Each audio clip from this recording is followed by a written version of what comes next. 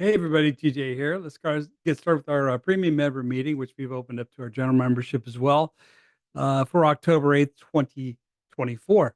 Thanks for coming. Um, as we like to start every meeting off, I give it a brief prayer for those who wish to join in. In the name of the Father, Son, and the Holy Ghost. Thank you, Lord, for all the blessings and the opportunities to be together. And thank you for the opportunity that we can help each other as we're called to do.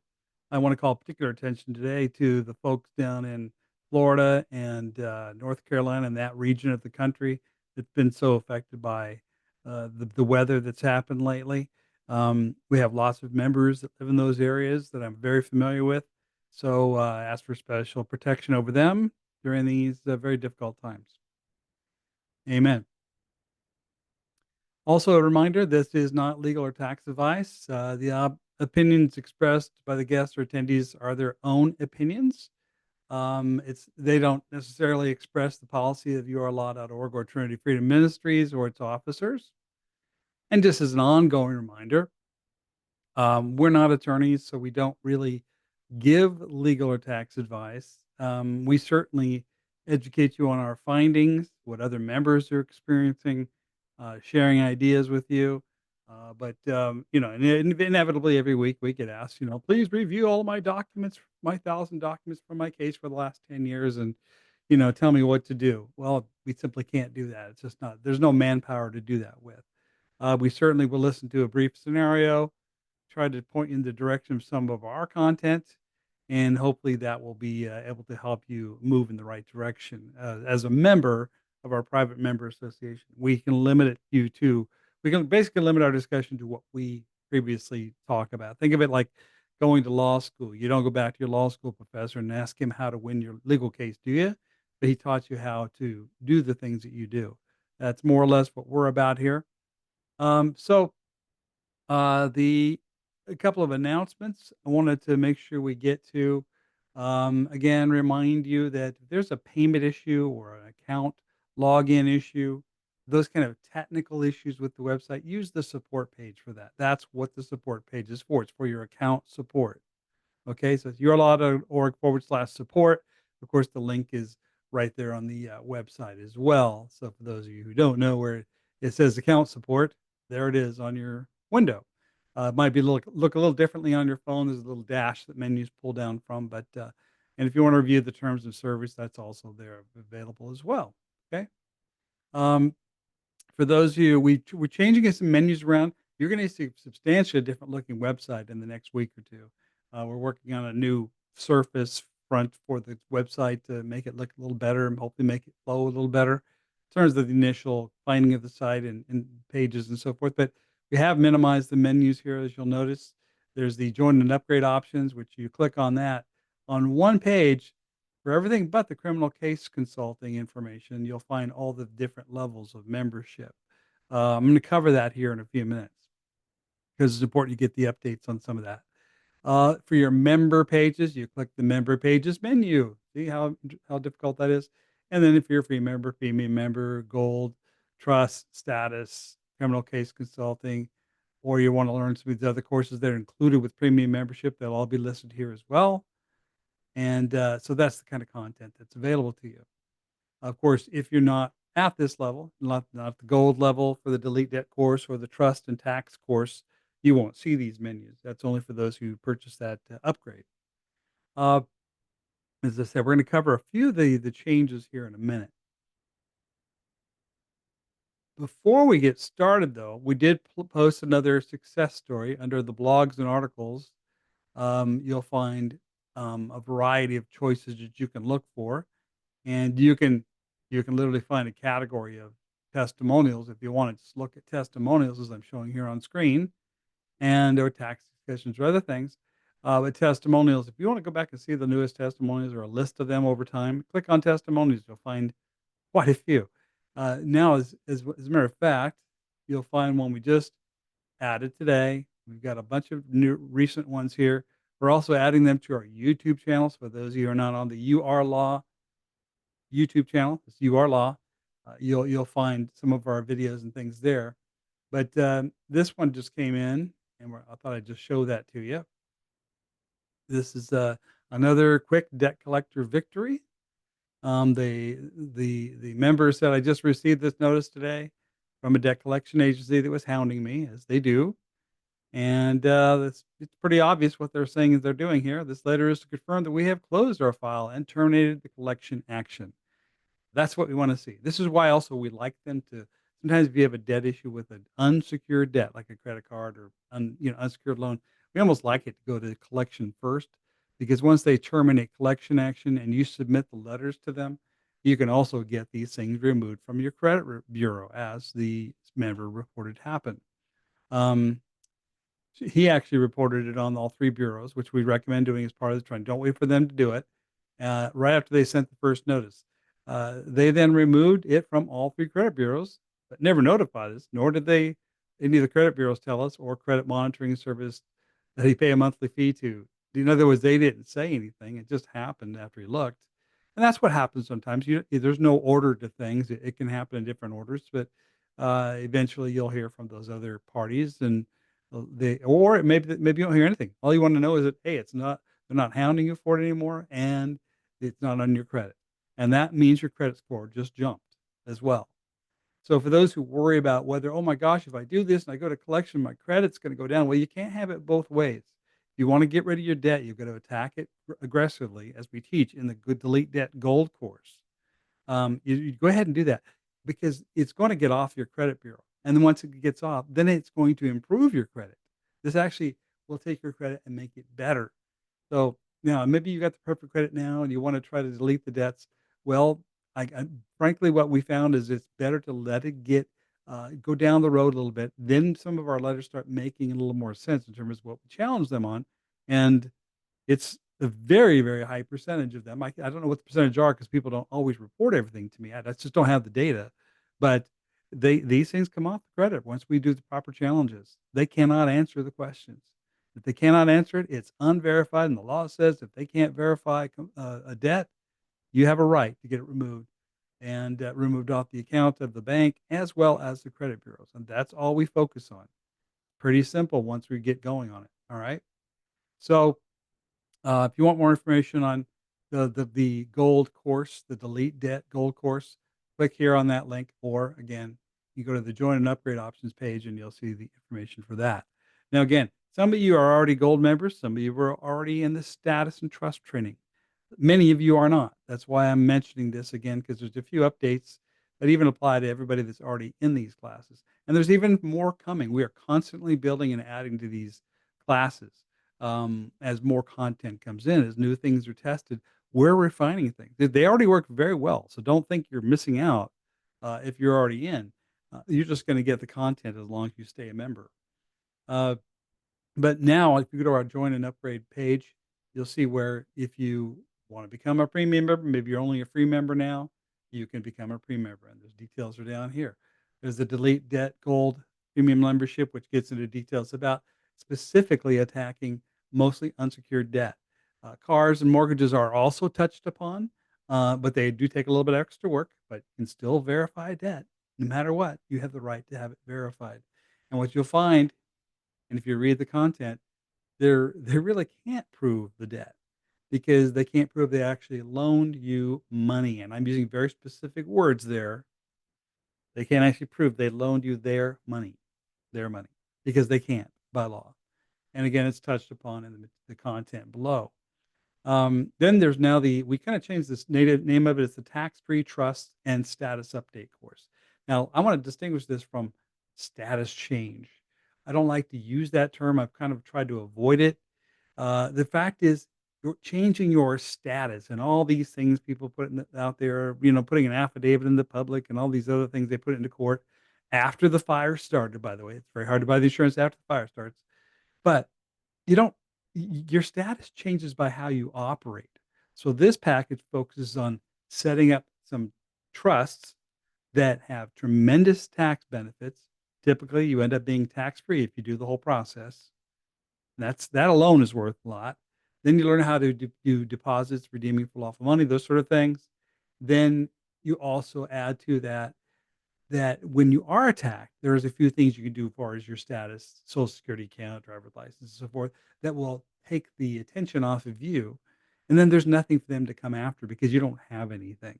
And so it combines asset protection along with some status contract changes. Let's call them minor contract changes. We've even simplified that. If you're already in that course, you go back to the study page, you will see that we've simplified the status portion of that package. Okay.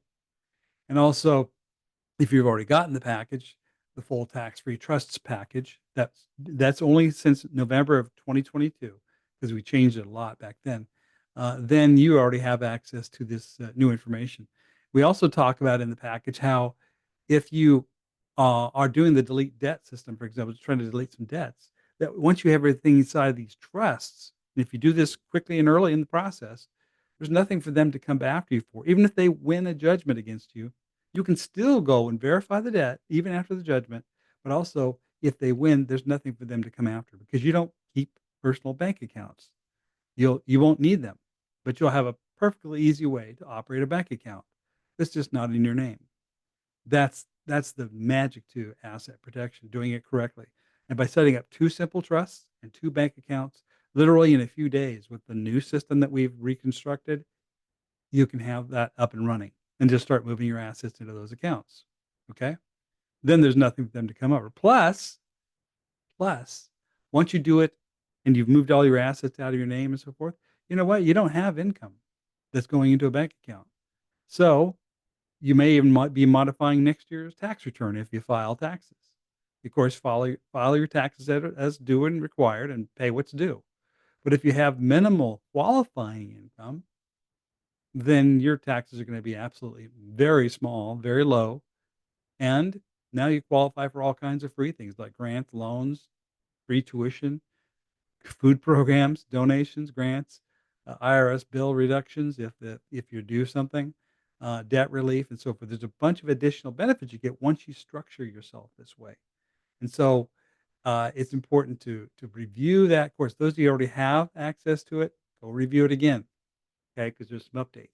If you haven't gotten it, guys, it's the price of it is less than I don't even know how to describe it. It's some people's mortgage payment, but to be without all these expenses going forward, reduce your taxes to near zero. How much is that worth? Do the math on that. How much did you actually pay out overall last year? If you lost a lawsuit, how much would that cost you? This puts you in a position where people will want to leave you alone. That's the whole point of that package. They both see your contracts, your driver's license, your passport updates, but they also see you don't have anything to come after. All protected inside of a simple to manage trust. And again, we've simplified the trust process. If you've already done it, go back and look at it again. And we're even doing a few more updates as we go to make it better. Right now, it's pretty darn good. Go update that. If you don't have this package, you almost can't afford not to. We've also now made a combination offer, putting number 2 and number 3 together for those of you who don't have either one. If you've already gotten these, then just get the other one. But if you haven't gotten the combo pack, that's brand new. It's not available retroactive. We can't go back and change something you already did. But we will, it is a discounted offer on what these 2 normally cost. So I encourage you to go down here and check that out. If you're still looking at criminal case matters, there's just a special link here for that. But basically, the membership levels that everybody's interested in are one of these 5. Okay. So it's simplified. It's all on one page. Just goes down through what each membership is, what's included, what's not, and you should be able to navigate it. So I got a little hung up on my screen here. Sorry about that. Sometimes when you're running Zoom, it hogs up your memory resources. All right. So I wanted you all to take a minute or 2 to go through this. We're going to do a new video on this. This is going to even look a little bit different after the next level of the rebuild that, according to what the developers tell me. These would be like pop-down menus and be a little easier to navigate. But for now, all you got to do is just scroll down the page and it's all there. Okay, the different options, annual premium membership, your delete debt gold course. If if you're currently a premium member, want to upgrade to that, shows you how to do that there. Um, then you go on down to the uh, tax-free trust status update and wealth building course. This one person just got all their taxes from last year back thanks to the refiling they did. Okay. And some people choose to file, some people don't, because you end up basically with nothing. You have very little taxable income to your individual person. When I say the person, I'm talking about the all caps name. That's called the person. I don't like to use the word straw man because that's a sort of a patriot term. The actual legal term is person. When your person receives very little taxable income, then that's what's put on the tax return, and very little is owed, if anything. You get past the minimum standard exemptions, things like that, it may be zero. Very easy to do too. It's the easiest tax return you'll ever do. And also the trusts themselves are non-tax filing entities, according to 501(c)(1)(a) of the Internal Revenue Code. You want to be under that structure.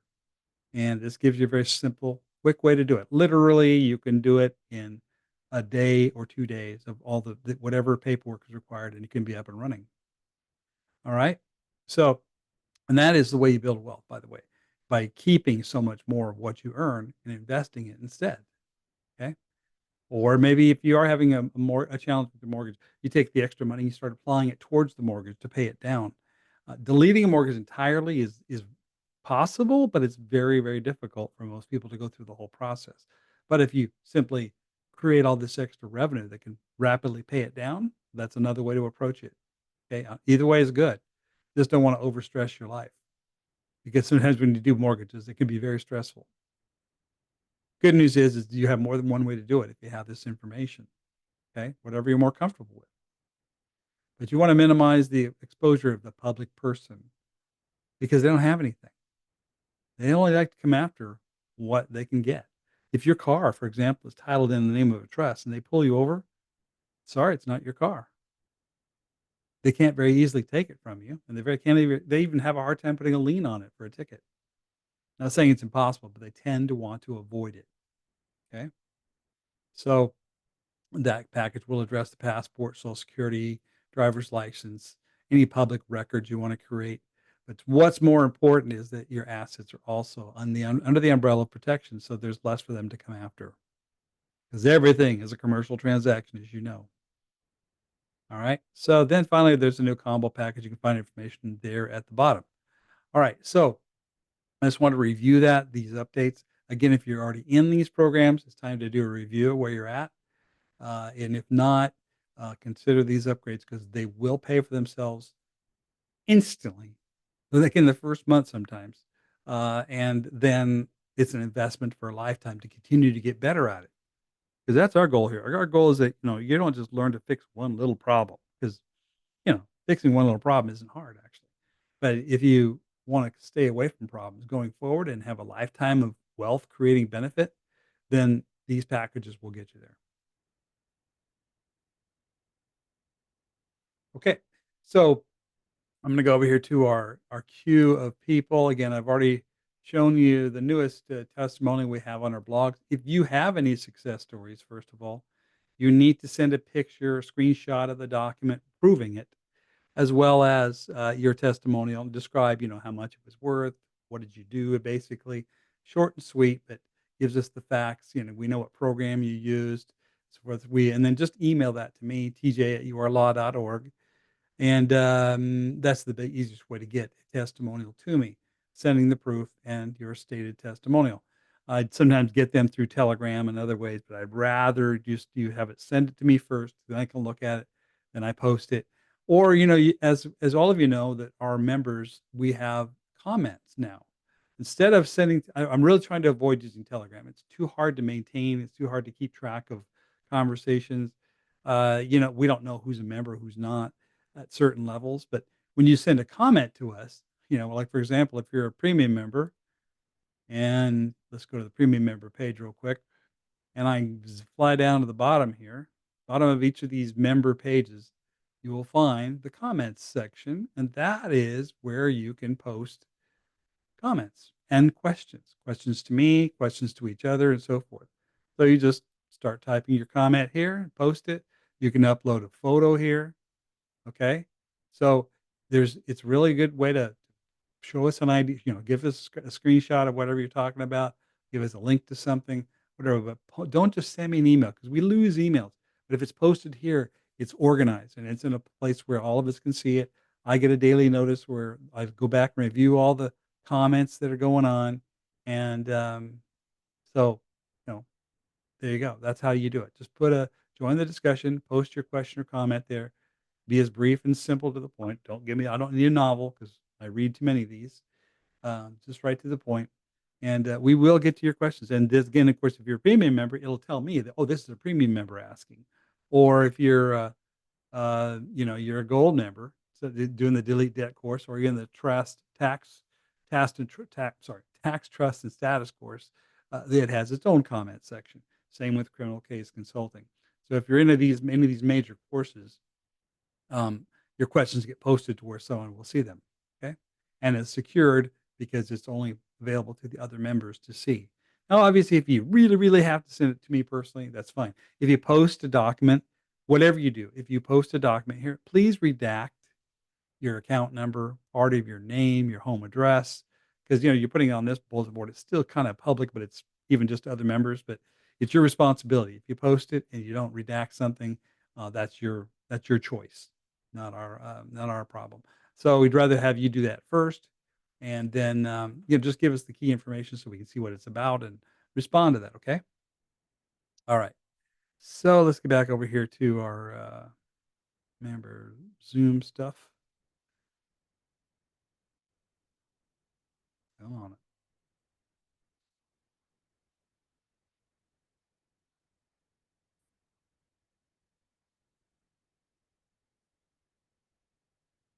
Says my screen share is paused. Let me fix that.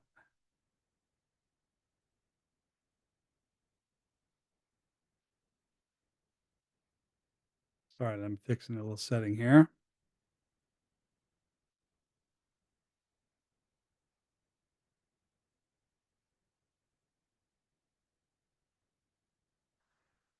Okay, I think I got us back.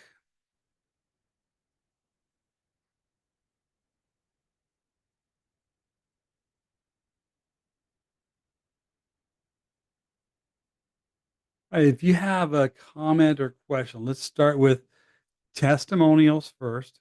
You click to raise your hand, and then I will pick you, and from there we can see what you got.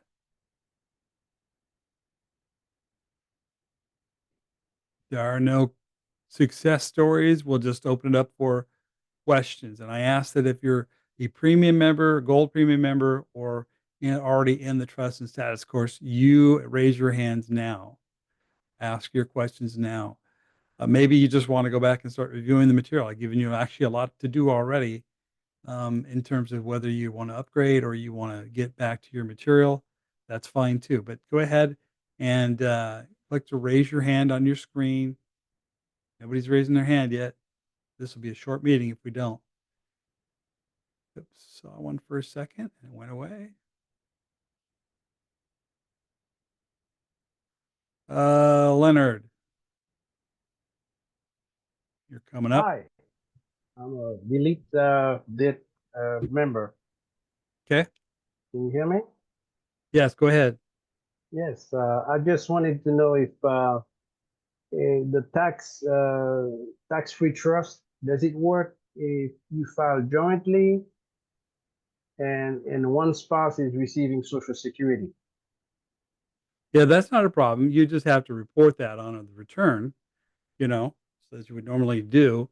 But the key with the whole thing is what if at the end of the day you have almost no once you incorporate that your money is going through the trust, most Right. of your other income, your other than Social Security income, because that's kind of directly taxable. But you'll have very little income to put on that return.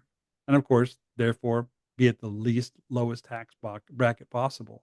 You may be at zero. But So you you put mean, on there what is taxable income Mhm. after everything else, because everything else is running through the trust. So it's like one spouse will have zero income and the other spouse will have, she's W-2. That doesn't matter whether you're W-2 or not. Mm. You can have the Okay. have the checks deposited using the redemption method we teach you for deposits. That becomes a deduction of your tax return as well, however much she Oh. deposited. Then she wants to go to her employer and file a W-4 exempt form, and that'll stop the payroll deduction from the check so that she keeps the full check.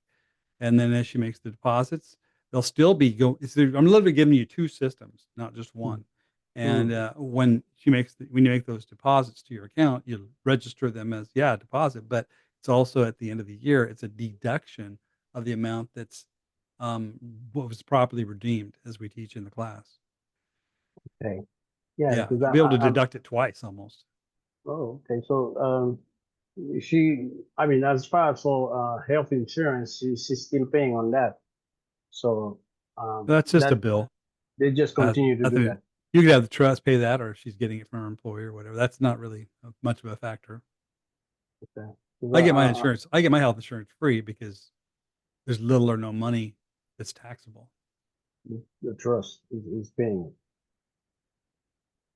Right. Yeah. So basically, yeah, I'm looking forward to get the tax trust. I know it's very, very important. What type of Good. trust would you recommend? What? What type of trust would you recommend? Well, it's the one we teach you to use. It's in the class. It's a very specifically written contract. This is okay. Um, it's a not it's a an irrevocable trust that's drafted and operated under the requirements of Section 508C1A, so Mm, that it meets the nonprofit, not really nonprofit. I don't like to even use that term, but essentially it's there's a word used actually in the code, and it okay. says it's a private convention. You don't even know what a convention is when you read the law. You're like, what's a convention? Well, it's a Mm, convention. It's a private contract, and that therefore it qualifies under that section. And if you look up the further information we'll teach you in the class, so you can see for yourself mm, that it's exempt from filing. oh, But that's yeah. one layer that you do. Then there's also how we make deposits into our accounts. Also gives us another layer of reduction. So That's we what the do have. courses teach. Okay, so basically that's I'm looking because there's some And account that I everything wanna everything we're teaching is right there in the code. in It's the not code. like we're just making something up. Okay, okay. And you're saying that you can get that set up in a couple days You can as have far as yours the set up in a trust? couple of days. Yeah, we'll show you the first thing you want you to do even before you go through the whole course is get 2 tax ID numbers at irs.gov. The way we Okay, show you, it's very easy. Takes like 5 minutes each. okay. And then you have your tax ID number. Now you draft up your document, which is again pretty simple to fill out. And you go down and open 2 bank accounts. And you'll see why in the course why you get 2. It's very important to have. So so if we have any bank account now, we have to just let them stay there or just move everything we have You in will those. probably in most cases remove it, either close the account or keep so little money in there that if anybody sues you, they're going to do account scans on you if you ever get sued, and I they see see. there's nothing there. Okay, okay. Sounds This even good. could work if you do this well enough in advance of problems. It can even help you with a past IRS bill because they'll do what's called offer and compromise if you don't have anything because you won't legally, Mm, okay. but you'll Have, have have, everything. yeah, have you heard of bank recoupments? Bank Like what? bank recoupments. Uh, Recoupments? I've yeah. heard the term used. It's usually used incorrectly, but what do you mean by it? Well, like there's a company out there that's promoting that you can get all the money that you spend throughout the year, you get it refunded Oh, to you. yeah, that's probably a 1099 OID. There's only one extreme circumstance you would ever want to do that, and all the rest of them will probably put you in jail. Well, I want to do things the right Be way. very careful with that. You don't need to take those kind of risks. We just do So what's right there in the law. there's other things that could be, you know, I would say I know many lawful. people that went to prison doing 1099 OIDs Yeah, yeah. because you're not in the proper position to file that. There is an exception though, but it's you gotta do everything right, and we're not teaching that. We don't really need to. You can make these things go away and get control of your assets without taking those kinds of risks. That's what we do. Okay. Then the tax free trust will allow you to grow financially also because I couldn't understand that. the tax free trust that you mentioned will allow you since you're saving money that will allow you to go financially, uh, you know, at least to prosper because you're saving at least like you said 30%. Saving On 30%, a lot more really, because there's other benefits that start to come with it because you can actually start receiving certain benefits and things like that. You can get free yes, health care. You can get grants. You can get free education, college. There's a ton of stuff that's available. People talk all the time about HJR 192. We're going to go out there and make the government pay all our bills. Well, that's how you do it. You got to get yourself into the position where you're actually in the proper position to receive those benefits, and that's what a trust allows you to do by moving everything out of your name. You know, the richest guy on the planet is. um, I, I know I'm tempted to say Yeah, guess he's a household name now. uh, where you don't I know you're talking about Musk, Elon Musk, right? Musk. Yeah, he Did you has know that. he's the receiver of more government benefits than anybody Can you believe that? because he's figured out the system. Yeah. Yes. Yeah. Even He's that. poor. He has no assets. Yeah. I saw him. He has a little People go, he doesn't house pay that's any like taxes. Well, that's not necessarily true either. He probably pays a whole yeah. lot of different kinds of taxes along the way. But the point is, he understands that. And they say, well, Trump didn't pay any taxes. Well, that's actually not true. His companies probably did. Other entities through buying other things, there's taxes being paid. Well, But yes. personal income tax is manageable because he knows how to do these things. And that's all. Yeah. You can do this stuff. That's the point. So once we have that tax that trust in place, it's not necessary to get a foreign tax a foreign trust. No, No. you already are No. foreign. Okay. Okay. Yeah. You're It's not in the part of District of Columbia. yeah. That's why you're exempt. It's part of the course also the status update. Yeah, that's all included in that. And of course, you got a Okay. lot of Q&A that go on specifically about specific scenarios in there as well. Okay, Yeah. I'm going to get you another caller. Thank you. Thank Just you. go check it out. I think you'll Thank you, find that TJ. you cannot make a mistake if you do anything with that. I have You no can't. fear. I will definitely consult you first. Yeah, there's nobody here who cannot pay for that many, many times over in the first 30 days. Okay. Okay. All right. All right. Thank you. Appreciate You your bet. time. Tuttle.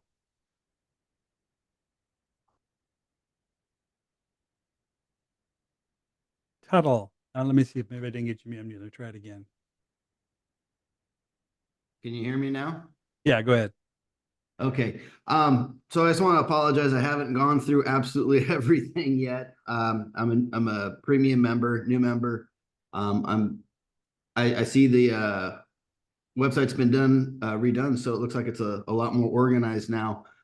But I'm running into several problems. The first one is I'm supposed to be going to the passport agency in Dallas on Friday to get my passport, and I was reading up on how you were saying you're supposed to sign, by my name for the all caps principal.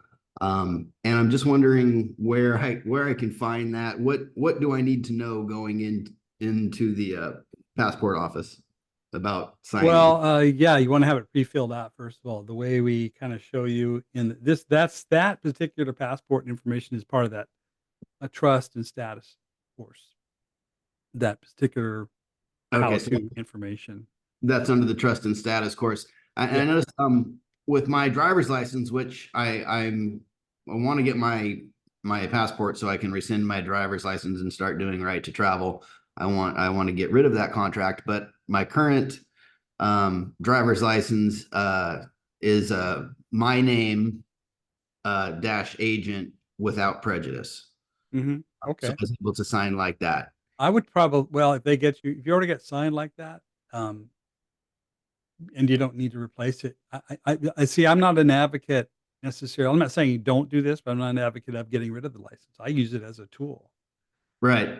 I can have the document. I just have use of it. It's not mine, but I use it so that I don't get tased on the side of a road, and I can use that contract that's written on there, those terms you just used, as evidence in a traffic ticket case now. They won't Right. want to finish the case if they see that, if you show it to them. Well, if I don't have it at all, there's no contract at all. Well, And no, that's true, but it just creates sometimes more. Now you got to deal with how you're going to handle that. What if they arrest no, you? I'm What do with they you. need to do? Not everybody is ready or wants to do that. Yeah, so I don't encourage Someone to people to keep a go just driver's jump into license that. absolutely needs to do that. But my thought was have it 'Cause I like don't that need it. True, it's true. because I'm not doing commercial activity, but you got to go through the hassle of court, and all that to prove it. That's okay if you want to. That's nothing wrong with that. I'd rather just say, here's your document. What does it say? This is without prejudice. Do we have a contract? No. Thank you. Have a nice day. A lot easier to win a case like that than try to explain away. We all know. I mean, you obviously know, unless we're engaged in commercial activity, we don't need the license. But if we applied for it, guess what? Now they have the presumption that you think you are. They operate on presumption. So yeah, well, that's why I'm sending off letters to the Secretary of State, rebutting all these presumptions and yeah, declaring my status. And when that goes unrebutted, I'll have that. And I'm with you. I really like the way that you do things. My wife is terrified of everything, and I really like the way you handle things because it's very non-confrontational, even to the point of you telling us to file our taxes. But right. so But you're I'll some tell you what I'll say. But it says right in the code that that entity is exempt from filing. Thank you very much. That's all I need to know. yeah. All I So know, and also I need to know if I'm making and as I'm making deposits that I can take that as actually a deduction. So I want to stay focused because I don't want to monopolize too much of your time, but I could find that information in the trust and status course about getting the passport. The other problem I'm running into is I've been trying to open a bank account for my trust, and I'm running into a lot of problems. I guess you don't really see this as a problem, but I don't want to give them my social security number. I already have the EIN. You were saying to go ahead and give them the trust tax, the entire trust document. I'm not doing that. I'm not required to do that by law, and I've shown them that. Well, Most they can do it. You can do an abstract of trust. I think we have an example in there of that. yeah, the certification of trust, and But according the to new trust we did is even simplified. So you're like, okay, the new trust doesn't disclose the beneficiaries anyway. So yeah. they can have it for all I care. Well, so that's not really where I'm running into a problem. Where I'm running into a problem is the fact that I say that, it's got to be a non-interest bearing account. Yeah. It's a foreign nonprofit, and I am not giving you my social security number because it's Okay, not that will be a problem. can't be any Right there. commingling. I don't care if I get social security number is a way to identify the person carrying the ID who's opening the account. That's all it is. It doesn't put any binding. There's no liability on you. Once you're using an EIN number, the EIN and the entity is the only focus on. The problem with me But the giving a social banking system security does number require is the social security number for processing an account. right. That's Well, just there's no way around it. I don't well, care. well. The problem with that is that when I give them a social security number, it shows that I'm a U.S. citizen, and That's that's fine. No, it doesn't. It's not your social security number. And it's not your U.S. citizenship. It is the citizenship of the person who's the agent for that name. right. So I mean, So you got to know the difference between you. well, no, I do understand that, but you're basically saying just give them the social security number, and then I just got to be really on top of everything I How sign. you sign is critical. Agent for Listen, principal. I think some people get, they try to sign their licenses that when they get pushback from the DMV. We tell you how to handle that. But why do they push back? My Because they question. don't know any better. They're low level No, functioning. no, they do know. That's the point.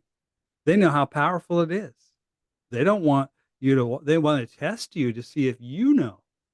Yeah. And if you can stand to take care of it and just take care of your business, not being defined, not being dishonored, just well, my legal counsel says that's how I'm supposed to sign. Are you giving me legal advice? Because now you're giving me legal advice. I don't care what your little regulation is that you came up with. Yeah, that's the You know, same. Before I you even can't watched force me your to sign a stuff, contract a certain way. Period. yeah. Well, before I even watched your stuff, that's what I just instinctively said at the DMV, and that's how they let And me they do it. did it. And they did Yeah. it, right? Okay.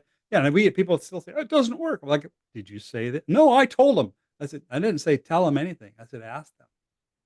Whole Right. different scenario. So I was looking over some of your trust documents. You're talking about the two EINs. One's the EIN for the trust. I'm trying to remember. Are you also recommending we do a trust that's the same as our name, like basically Yeah, the new trust? revision of the system says two instructions. One is the your name trust. The other one is the the anonymous trust, kind of like for holding assets more anonymously. But the name trust kind of receives funds, your paycheck, it interfaces with the public, but it's still not you, and that's the key thing. Your Well, own, right. and And every time you is sign that is now as trustee. You don't even put all rights reserved and all that blah blah blah. You just put as trustee. That removes your liability. You're operating an entity. right? And then, but I could use that EIN when I go to the bank instead of my social security number. I could use that EIN for that If you have for my name identification that trust. matches that, they probably will want a social security number from you, the agent, the authorized agent. They got to know Okay. that you're the banking system is too tight anymore to get it working. And people are so worried about, why are you worried about giving your social security number if you're going to file a tax return and show you owe zero tax or little tax anyway? Who cares? Well, basically, because I don't want to use it. I don't want to say that I'm the U.S. person. I And got it. You're not. right, You're not. There is I, nobody that it's I just have to make it's that an distinction entity. It's very a clear. business. Yeah. When you sign as agent, you just separated yourself. That's how you do it. You want to sign the bank account authorization, sign it the way we teach with the lawful money, comma agent or comma trustee. That's Yeah, the signatures matters more than that number as far as that goes. yeah, I'll definitely in the redeem for People have been lawful money conditioned through for this patriot movement to don't run from the social security number. I said, no, you have to learn to use a business entity and its number correctly.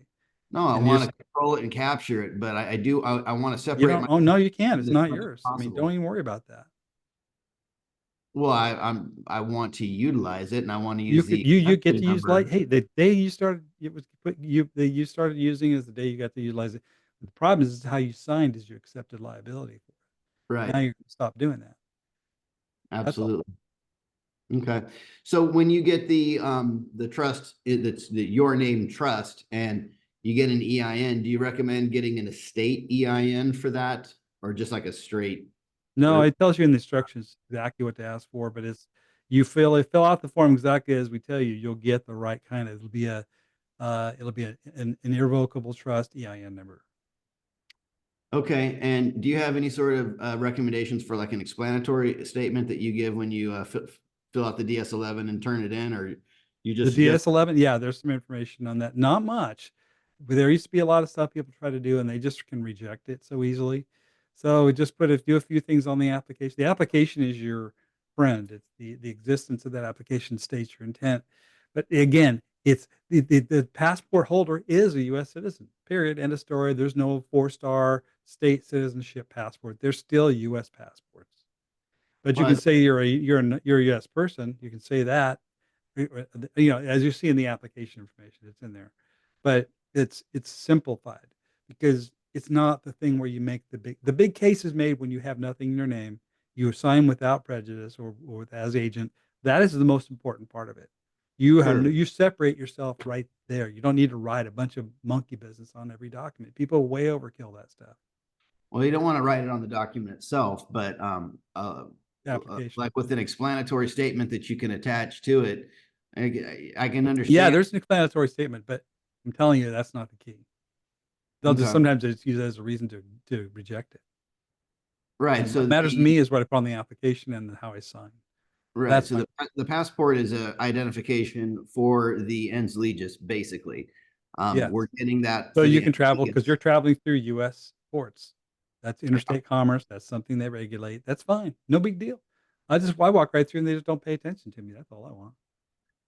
That's why I have something stating that basically to the effect in the explanatory statement that I realize that this This is passport may be for my ens legis, but I myself am a non-citizen national, non-resident alien. exactly. You can Have say that that in their explanation. applications where that happens. But again, so what? What is it going to do for you to be able to say that walking? If you say you want to travel to the Caribbean or to Paris and you put that on your passport, what difference is it going to make to you? Because it gets filed on the record with the Secretary of State, and then you can do a FOIA to get your application showing that all that has been stated, and it just further separates you from But the what does that do for actual you? person. I'm just going, most people do all this stuff and can't ever answer this question. What does it really do for you? If you're traveling from here to Paris, or you want to go to Tokyo, and you have this glow in the dark passport that you got, you get there just as fast, you get there at the same time, you get there through customs, You're not doing anything illegal, of course. When you're doing anything illegal, all bets are off. Doesn't matter what you're carrying. You're not getting away with No, it. the passport will be the same. The front-facing passport will be the same. It's not going to change Yeah, anything. but what does Travel, it but do having the for you? What documentation does it behind that. do for you? And you got to know that because it's good to have. It's good. It kind of helps you What does the walk around. documentation do for me? The documentation helps to, it's another layer of separation between me and the ens legis, showing that I am a living man, that I am not the US person. I can prove I'm a living man in 5 seconds. Here, stick a needle in my finger. Okay, well, I guess I just like to have as much documentation as I'm gonna proof get as this is possible. why your wife is afraid of this because you're rattling off a lot of theory that sometimes it doesn't really matter. To be honest with you, you just move around doing your day to day life. We live in a system where we had to set up all this stuff because we're bankrupt. And so, in other words, to track everything, to monetize everything, to monetize your labor, let them monetize all they want. I'm going to get it back in other ways anyway. I don't care. It didn't hurt me. Did you actually feel that they're doing something to you because they sold some bonds somewhere?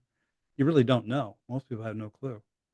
But and I want to get to another caller here. But this is just my point is I'm trying to I call myself the sovereign citizen recovery program. Sometimes you need to Yeah. stop and ask yourself, why am I doing all this stuff? Which of these things really helps me? I can tell you once you put everything in the trusts and you learn how to manage debts that come at you differently, 99% of the problems people are in the patriot movement for are resolved very simply rather than based on a theory that, well, if I have all these things, they're not going to do anything to me. Yes, they are. I've very rarely seen anybody get off some list because they did all those things. I've never seen them. I'm sure they'll take some sort of action, which is why I want to have as much documentation on the record as possible before it Well, happens. what But matters more is what comes out of your mouth. 99%. well, absolutely. Well, I'm still learning, and I really appreciate your materials, and I thank you for Yeah. your time. It's all good stuff. I'm like, there's theory, good stuff to know, but I'm just saying sometimes it's what is your goal? The goal isn't to be able to tell somebody that I'm a man. Who gives a rep? What that matters is what does it affect? What's happening to you? How does it affect you? That's if you don't know that, then why are you doing it? I know that if I do something on my taxes and do certain things with my trust or do certain things in my deposits, that has a specific benefit. Well, the benefits, the Department of State says that they don't give a certificate of non-citizen nationality because of the lack of request, which we know is not true. The Again, only what does way to that do get for you? that Does it help you is lower your taxes? Does it help you buy groceries? Does it help you move about more freely? having documentation that I'm a non-citizen national, that I'm not a US citizen. I guess when a court case comes or someone's trying to come after me, that would be a great addition to have on the record showing that, It hey, look, might, but it why did will. you say my But name like if this? you'd This is ran just over a the kid with a license car, that do I you think it's use. going to help? Well, I don't think it's going to help, but I certainly don't think it's going to hurt. I mean, Okay, well, as long as you know the difference, and you're not putting more effort into that than just how to fix the problem. That's what I'm getting at. A lot of things. Focus on each individual thing, and you can address it directly.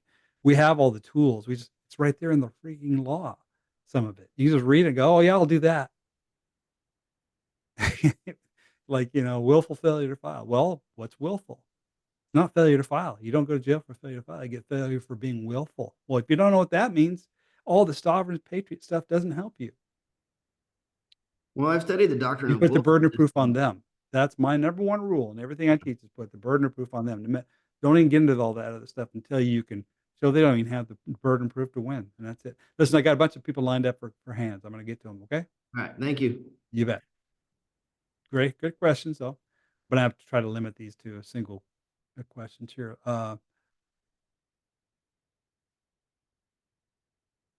Lalo, go ahead.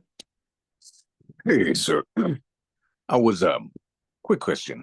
Where's that 23-page document for the secure debt that you presented a few meetings ago? I think the one you're referring to, I don't know how many pages it is, but the secured debt is in the Delete Debt Gold course. Yep, I'm a member of. Huh? Yes, I am a member of that. Yes. Okay. Then go into the bonuses, and it had to do with mortgages and filing a suit for mortgages. And let's see down here. I think this is where we put it now. We're moving a lot of things around. Hospital pending stuff. This. By the way, here's people been asking me about this one. Just a side note: stopping IRS collections and lien threats. Nice. That's what you want to do there. That document right there will stop it. Let's see. You're asking me killer mortgage case response. No, that's part of what you can do for a mortgage. And I think this is where I put it. You'd ask me when I'm not ready for it. Let me see if this is it. I just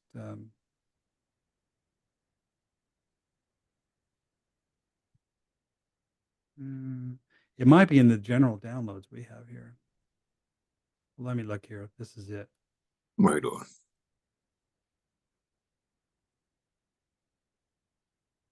Yeah, that's a mortgage response. But that's not it. I got it here somewhere. Sorry, I just don't offhand have it.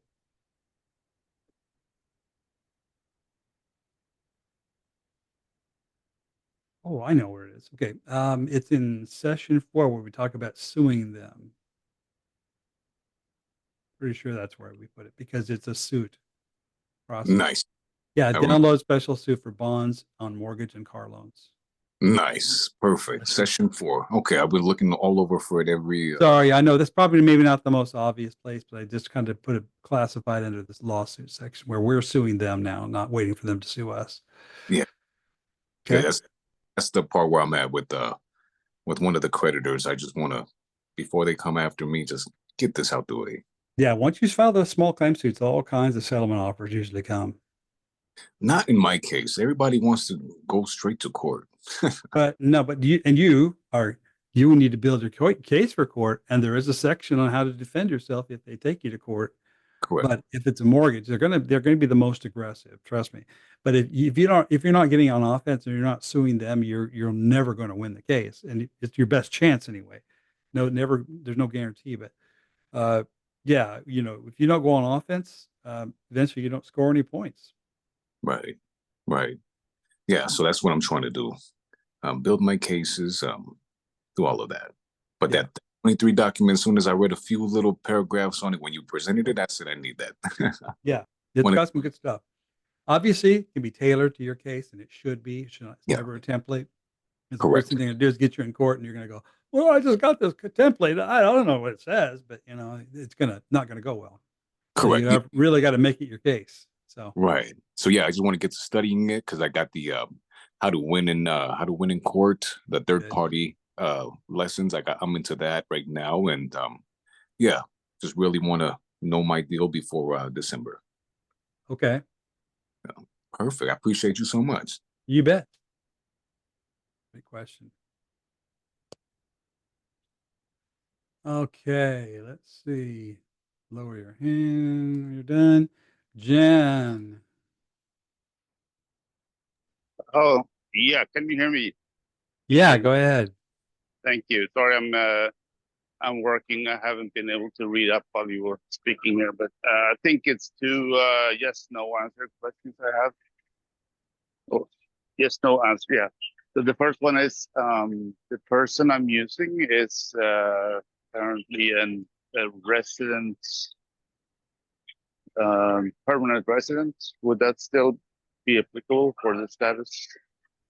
Yeah, I've been hard to understanding some of that. It faded in and out there. You said something about a personal residence. No, permanent resident, not U.S. citizen. Oh, you're permanent. Okay, yeah, okay, permanent user residence. Okay, what's the question now on that? Does the status change stuff work for that? Yes, that's a That's a great question because it really is a yes or no answer, honestly. Because when I talk about having a passport and a driver's license and a social security number, can't resident aliens get those things? Can a permanent resident get those things? Can they? Well, Yeah. yes, I can. Yes, I can apply for it after a certain amount of time, and I've been here. Right. Yeah. But more than that they usually give you a social security number. They give you your work permits. They give you a driver's license if you apply for it. A bank account. Those things are very doable for people that are in that status, right? Right. So then the question is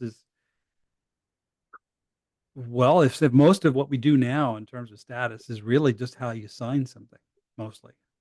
There's a few other little comments. We're not doing a status change. There is no such thing. Oh, The U.S. person Wait. or the resident alien is a U.S. person. But they're both the same. The U.S. citizen and a resident alien are actually the same thing. Legally speaking, they're a U.S. person. Yes. Be granted by that privilege by the United States of, U.S. of District of Columbia. That's Mhm. all fine. I don't run from that. I just make sure how I contract with it is very carefully orchestrated. You can still get trusts. You can Oh, still open trust bank accounts. You can do all the things you need to do in that course. There's nothing restricting you from that. You're not necessarily going to say, "Well, I don't want to be this status anymore." Well, now you still got that deal. That's not you. It's the person. The person has that status. That's fine. right. Use it. Doesn't mean you're Okay. going to get to vote. Okay, if we wonder if that'll make any difference. But other than that, there's not a lot you can't do. Right. I mean, I guess a follow up to that then would be not not doing a status. It isn't a What did you status call it? change. It's a modification of contract as much as you can Okay, do. modification. Not But doing once you put modification. everything into trust, your status is now a trust. Okay. So you gotta Fine. realize So once you create the trust, that is your new status.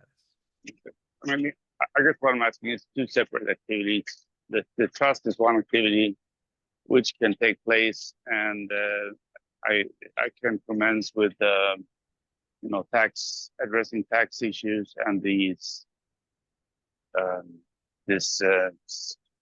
status Okay.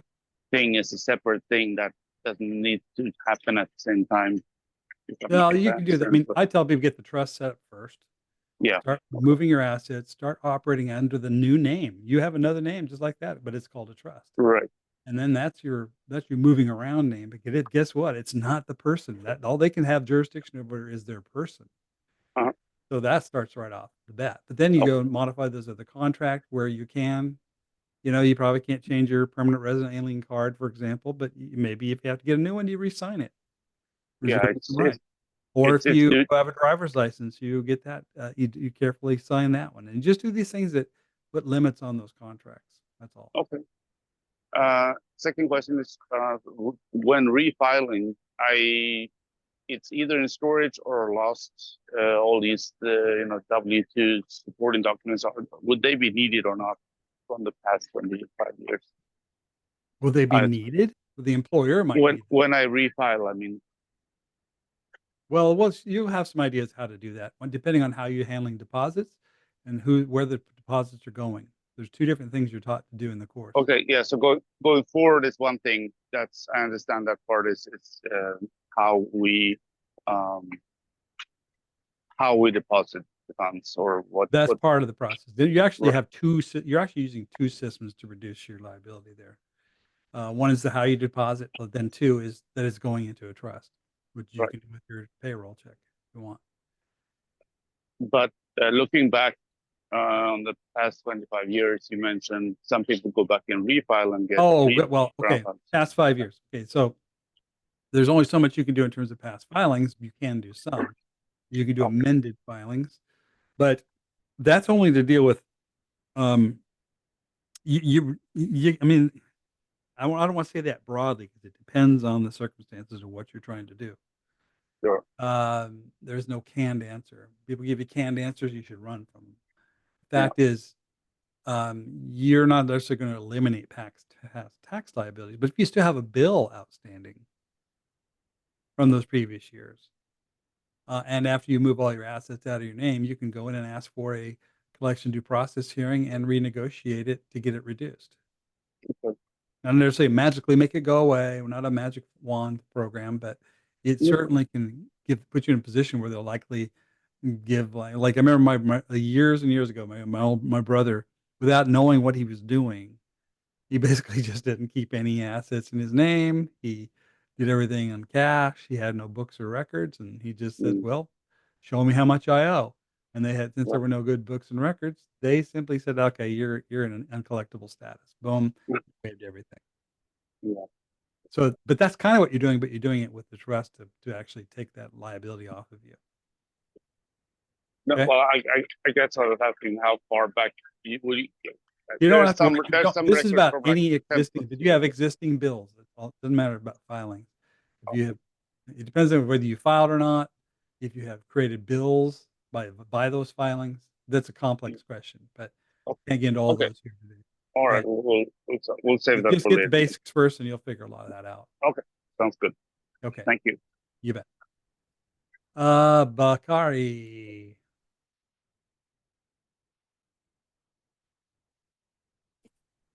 Hello.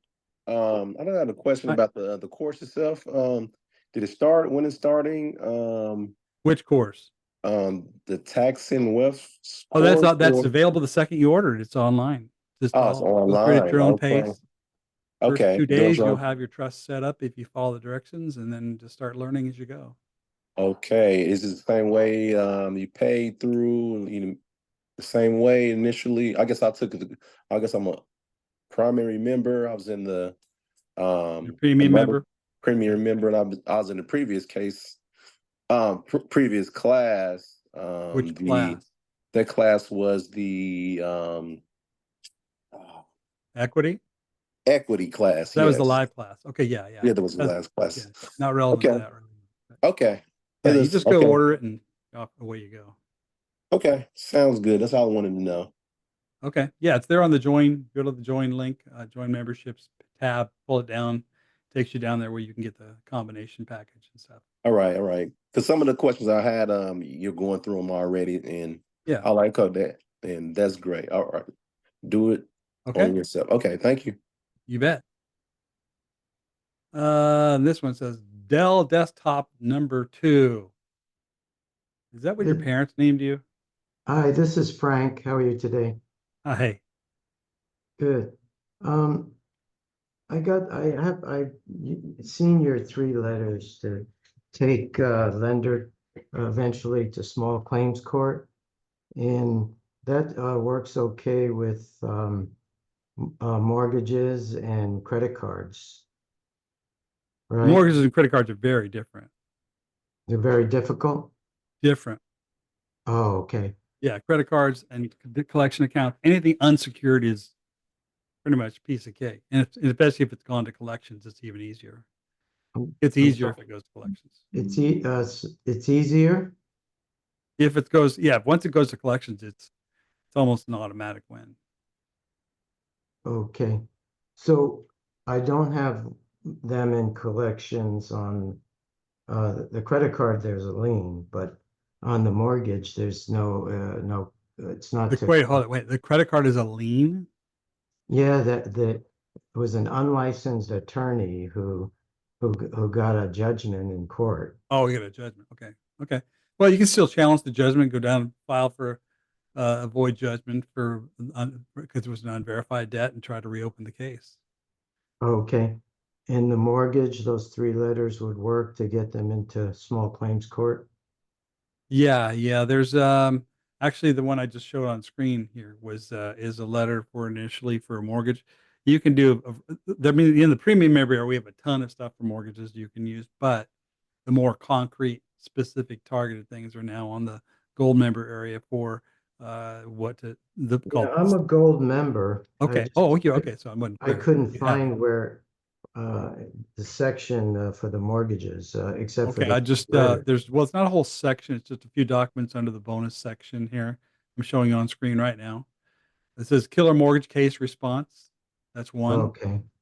And then, as I just showed here a second ago to the other gentleman, under session 4, filing a suit.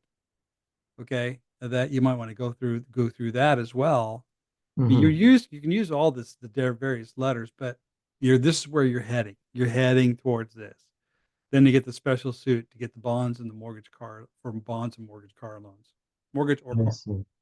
That's the one that we have that's targeted toward mortgages as the conclusion. But you got to be prepared to go to court. Use the how to win in court without a lawyer course on how to file the suit and everything. Because people like that so they can stay on track for their procedures and things like that.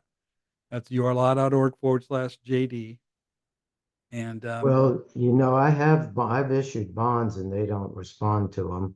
this isn't asking you to issue bonds. You're asking them to produce. We're suing for their bond. Oh, I see. They lose their bond, they lose their company. So now Okay. you're really probably looking for settlements here, but um, You know, I tell people on mortgages, don't go after them assuming you're going to just get a free and clear house. I've Okay. very rarely ever seen that, but you sure as heck can get a better deal. And also, if you end up having few assets and things like that, there's very less Yeah. risk to come after. Okay. Great. Okay, I'll read over that. I appreciate it. you bet. Yep, those two things, Okay. definitely look those over. Okay, Thank you. Bye-bye. all right. iPhone. This says iPhone. Try it again. There we Hey, go. how you doing, TJ? Good. Quick question. I put it in the chat. I wanted to know if me and my wife could put our business in the trust. Like, how would we go about that? Okay. Well, it really depends on what you have. Is Hmm. it a sole proprietor? Is it an LLC? Is it a corporation? It's Is it S corp. S corp? Okay. Hmm. One of the corps type. Well, it is a pretty inactive, ongoing business. Got a lot going on. Yeah, we have a lot going on. We have Okay. employees and looking Well, to expand. okay. One reason I don't like S corps is because the flow through effect requires you to report where the money's going, and if you end up making the trust the shareholder, you're kind of giving him some stuff up. Hmm. Maybe not a big deal, because if you start managing the corp the way we show you how you deposit money, it'll end up making zero money almost. Hmm. Paper. So it doesn't flow through much to you or return anyway. But you Hmm. can combine these things depending on this is all depending on your understanding and situation. But you could you could simply sell the shares to the trust, and or you do what's called an exchange, which I like even better.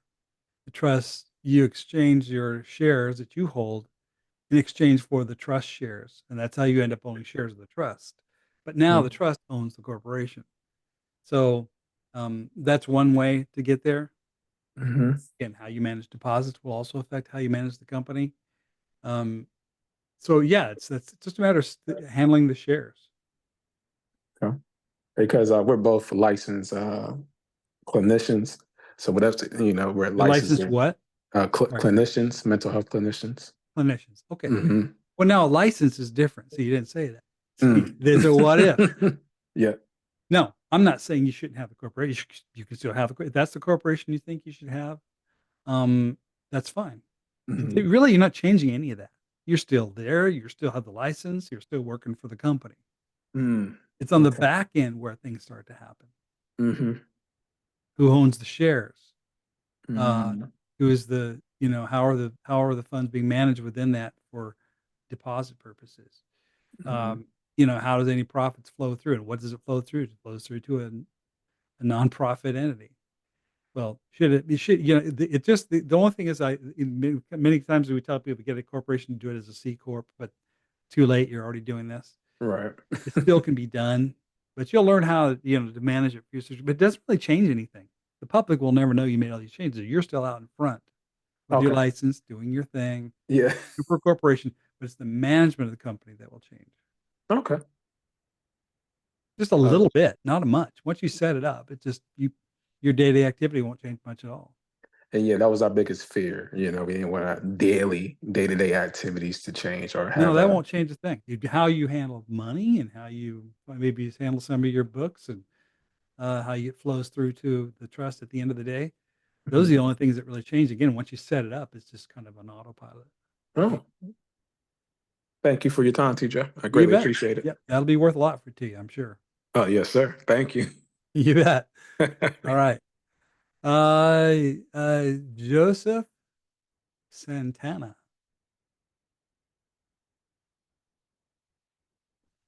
Hey, TJ. TJ? Yes, cutting out a Oh, little hi. bit. Go Oh, ahead. sorry about that. I have terrible connection here, so I apologize. I have a couple quick questions. I'll try to get through them as quick as possible. You could answer whatever you want to. But I was looking to purchase another vehicle right now. I sold off everything I had, and I'm about to purchase another one. But I want to make sure I'm doing it in the right way. So, when it comes down to unsecured debt, if I need to get out of this contract or wiggle out, I've been led to believe you can sign, your restricted endorsement and then do a notice of subrogation after the contract is all signed by them. I don't know if that's true or not. And do you have any advice on that? Well, I don't promote that approach, so I can't give you advice, and I couldn't because I don't know whoever gave it to you probably has some advice. You got it from somewhere. Yeah, I mean, yeah, go ahead. What is your objective though? That's what I want to know. Well, I'd like to operate in the trust, obviously.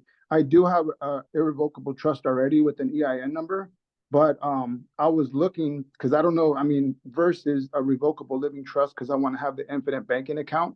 So I've been led to believe that you can only do it with the revocable living trust.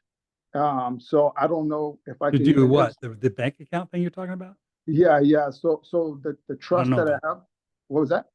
I don't know what you're referring. You're referring to somebody else's material, so it's sometimes I go, I don't know where they're coming from, so it's hard to know. Okay, well, let me just back up. So I have an irrevocable living trust already with an EIN number.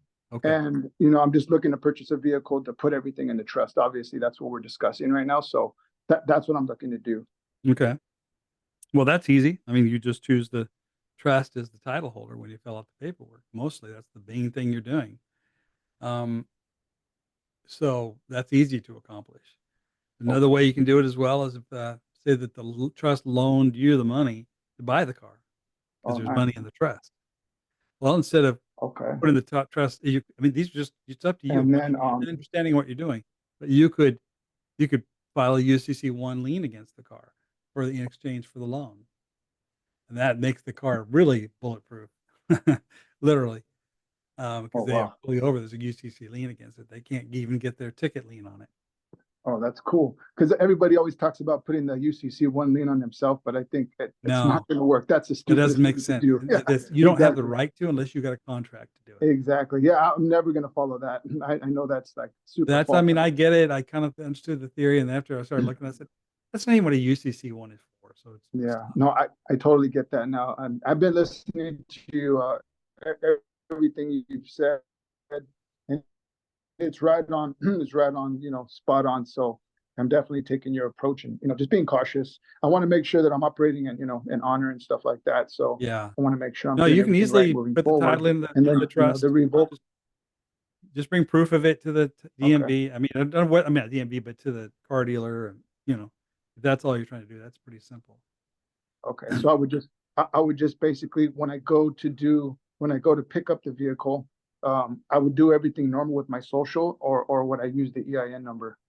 Well, the EIN number probably. Are you putting a loan on this or anything like that? I might get a private loan. I mean, I have cash, but I'm not sure. I'd rather Okay. just get a Well, loan. that 'cause changes things depending Yeah. on who and where and what. Yeah, I mean, I'm probably going to do a loan because honestly, I don't want to use my cash. So, Okay. I'm Well, probably now gonna to go- get a loan at this point, you probably don't have established trust for the credit for the trust. By the way, that's something we're teaching all is how to build up your credit for your company and your trust. Got it. It's going to be in Okay, there too, but that Got takes time to get it built up. makes So sense. you might just have to, um, get the loan and put it in your name, but then just get a UCC lien against it for now, or Okay. you could transfer the title to the trust and keep making the payments. I mean, this is called a canite question. There's 100 canites here. You can do this. Right. The question is why each time, depending on the Right. other circumstances, have you thought through this? And that's why people got to I want our people to understand these. You got to think about why you're doing something, not what to do. Got it. That makes sense. Okay. Okay. Totally. And then last question. I actually had a loan with Chrysler almost like 6 years ago. I did a favor for a friend, and it's probably the stupidest thing, but he ended up not making the payments. I had to repo the car, and the car was like $900, one of those Scat Pack cars, the Chargers, that 392 Hemi. And so I ended up, repossessing the vehicle, but at the time I wasn't making a lot of money, so the payments was like $1,000 a month. They ended up, repoing it for me, and I actually used a lot of those letters to Chrysler, but I actually spelled their name wrong on the first two things that I sent out, and I looked at the third one, and I was like, "What an idiot," So I was gonna send out the third letter, and I'm not even sure if I should start over, or I fixed their name finally on the third letter, but I don't know what I should do. Yeah, just you know, it's just the name. As long as you get the identity of the entity right and a few Okay, things like that, it's probably not that critical. Correct it on the okay, final one. Say, oh, I asked previously, I used this name and I meant this name, but it's intended for the same party. Something like got that. it.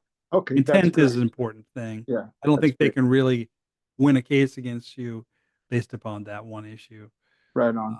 you know, you And got to go sue them at the end. okay, cool. So then the last question, thank you so much. That answers my questions. The last question was the corporation sold the 508, 501c1A. I think you spoke a little bit about it earlier. But it's not a corporation sole. Yeah, it's not Mm-mm. It's because, a different, that's a because, different classification. We don't use it. okay, you guys don't touch on the corporation. So you're just We don't strictly need to. trust with the It is a 501c1A. trust Okay, because it says right. I think. Let me see if I got it here on the screen. I don't know if I have it on this page. Maybe I need to put that on there, but I actually have the actual cutout of the codes that it refers to, and it says the trust is a. No, my computer's going to hang up. The trust. It says it's a 508c1A can be a church organization. You know, sometimes a corporation. So don't use those words. The one word you're hanging on to in their definition is convention. And convention. convention. It doesn't even identify it in the IRS code what that means. So you have to go to Black's Law Dictionary. If you look up convention, a convention, you guys can look this up on legal dictionaries online. One of the main definitions you're going to find is it's a contract. Mhm, What is a trust? It's a contract to manage mhm. something.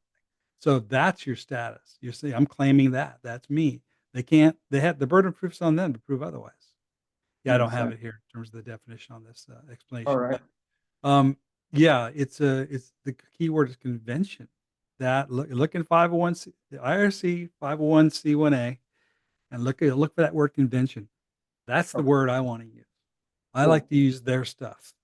Right. That's great. Love that. Yeah. That really helps me a lot, believe me. I've been mulling this over because people advertise supposedly it's a corporation sole, but it's just a 501c1A. It's a religious, Yeah, kind of a church, because we already have our but churches it's not. set. It doesn't see. That's the thing. It looks Mhm. like when you read the whole this is how IRS codes work. They'll put this whole big long thing together. It looks like it's all about churches, conventions, associations, yada yada yada, and conventions. You know, you see that word. What's a convention? You just kind of blow past that. Wait a minute, what is that? No, wait, that's a trust. Mhm.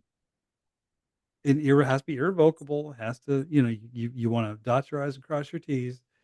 You want to have a defensible position if it's ever challenged. Once you do things right, then I think it's the most solid thing I've seen. Right on. Can I guarantee they won't attack and you because something you did or you money laundering or doing something illegal with it or suspicious of something they can try. But what they see is the key word they see is they are exempt. Got it. That means outside the jurisdiction too. Love it. You Okay. already got it. That's Yeah, your and stamp. then non-citizen national. I think the gentleman earlier, about three callers earlier, he was saying about rescinding the license and stuff like that. I have the license. I'm definitely gonna just, I'm listening to what you're saying because you can control that entity because it's assigned to you, but you can be the living man. So I totally get that. And Pick your he said, battles. exactly. So sign as agent and without prejudice on the bottom, correct? Or either one, right? Well, you can sign it. When I go get my next one, because I've now also redone my trust, I sign as trustee. By Uh-huh. colon name as trustee. Now, again, as long as it's not me signing, Got it. anybody but me removes the liability. That's Like cool. if I'm a president of a corporation, I sign as president. I didn't sign as myself personally anymore. I'm in a capacity. So when I'm saying now I'm operating the license as a trustee. That's They don't awesome. even have jurisdiction over that. That's awesome. Yeah, because I got to renew it in February, so I just want to make sure that I Yeah, do it that's correct. one option. Yeah, Agent is fine. Sometimes people just do by name agent. Sometimes they do without prejudice. They see the without prejudice or without recourse option on there. Sometimes they push back a little harder, but you do whatever. I mean, I can tell you, I've literally been in court several times and seen without prejudice signature just blow things up. Wow, nice. You know, Well, because it means something. right. Now the people will say, "Yeah, it didn't work because they wouldn't let me sign." I said, "Well, you didn't ask the right questions because the question really is, why is that so important to them? Mm, Because it mm, matters. right. It matters. Yeah. How you sign matters." Yeah.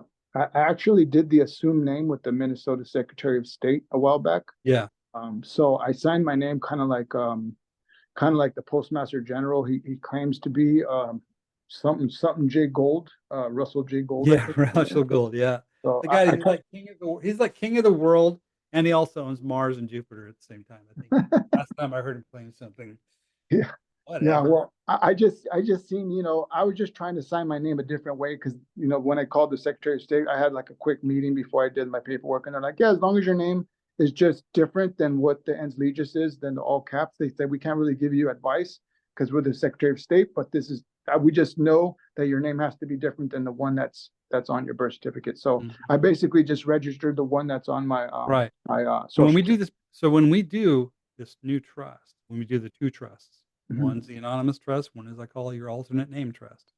You become that. Mhm. That's your status change. But now it's all the funds are flowing into an entity that's exempt and out of their jurisdiction.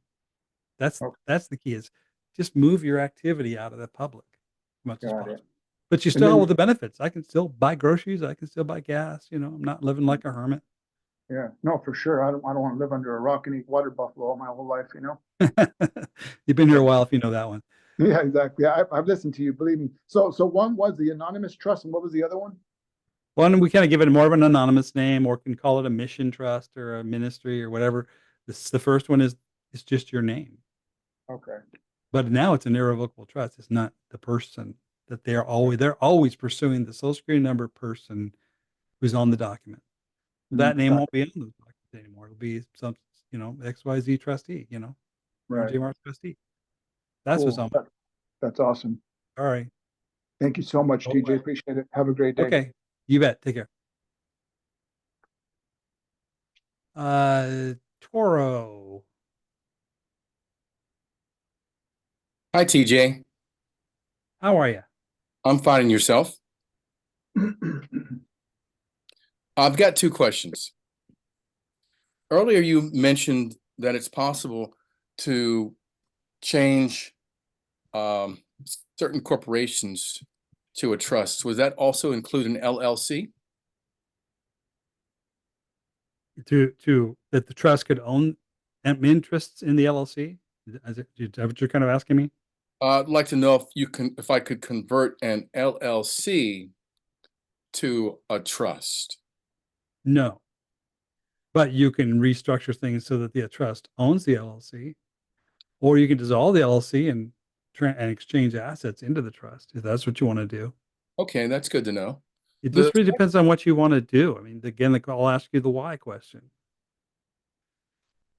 I want my business to have the least amount of opportunity to get taxed or Okay. charged. Well, that's easy. That's part of the answer, part of the question. What is it? A business that requires a license? Do you No. need to kind of be a public business? That kind of thing. Uh, well, the business originally was intended to limit whatever liability that I do through the business. Say if I do a rental of a property Okay. or rent a room on a property, then my plan is to have the contract be under the LLC so that the liability isn't directly personally to me. Okay. That's why they call them limited liability companies, right?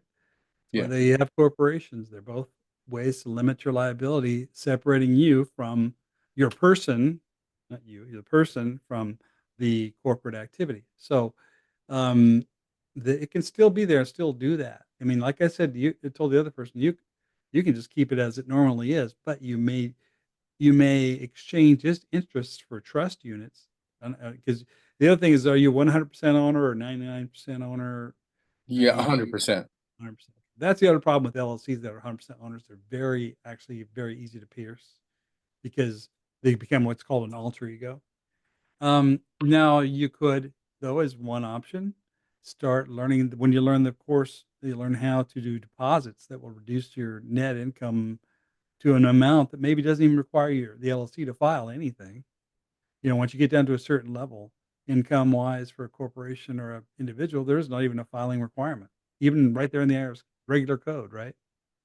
But that's one way to get there. The second part is as the funds flow through, what does it flow through to? Well, it flows through to its owners. That's who reports the profits, right? Yes.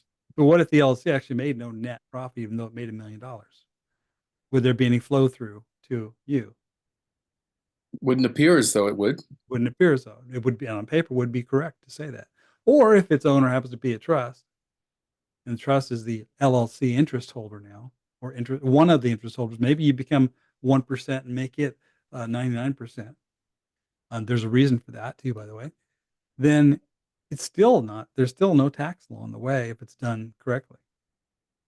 So the path in order to acquire this status would be in your course. Is that correct? Yeah, you just simply you record an a transaction to acquire the membership interests in this LLC in exchange for a certain number of interests. Think of the trusts have beneficial interest units they can create. It's like money you get to print or shares. So they're like shares in a corporation, but they're called interests. You say, well, let's exchange 100 interests of the LLC for 100 interests of the trust.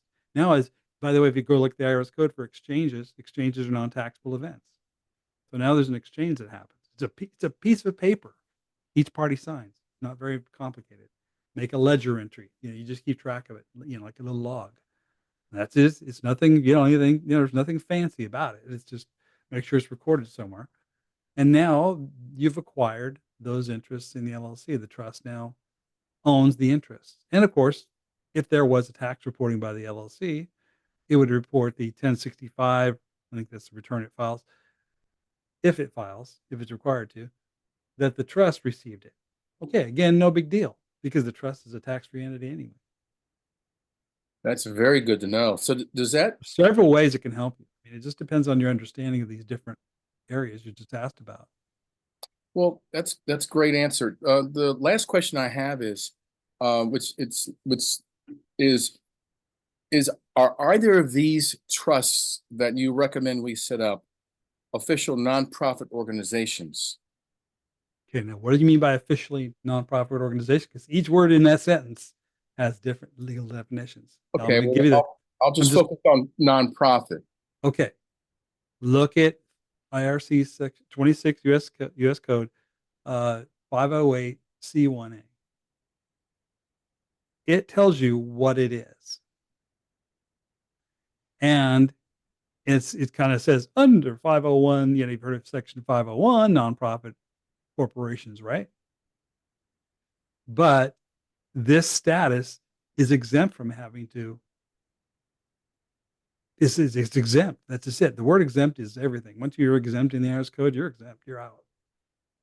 It looks like Tuttle just sent a text description of what you just mentioned. So I'll follow up on that. Thank you, Tuttle. Yeah, it says right there. The key word is not churches and auxiliaries and conventions. And then above that, so somebody did post definition of a convention. It's a contract. It's an agreement. That's all. So It's automatically exempt. In other words, here's the key. You don't have to apply for the exemption. Anything you have to apply for is asking a benefit from Caesar. But if Caesar says, hey, wait a minute, if you do that one little thing over there, we don't need to know about it. You're exempt.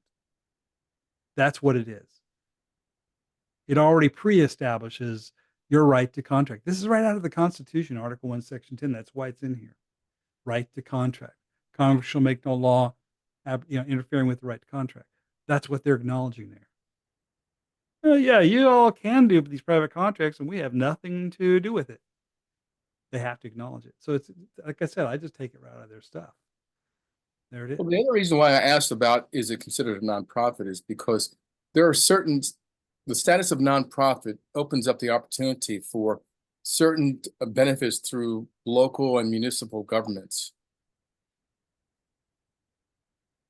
Right, and you don't need that. However, I will say this: you can get file with the state, not a request for a corporation, but just a simple exemption, and you basically show them your exemption that you already have, and ask for a property tax exemption, sales tax exemptions, certificate, that kind of thing. You can do that.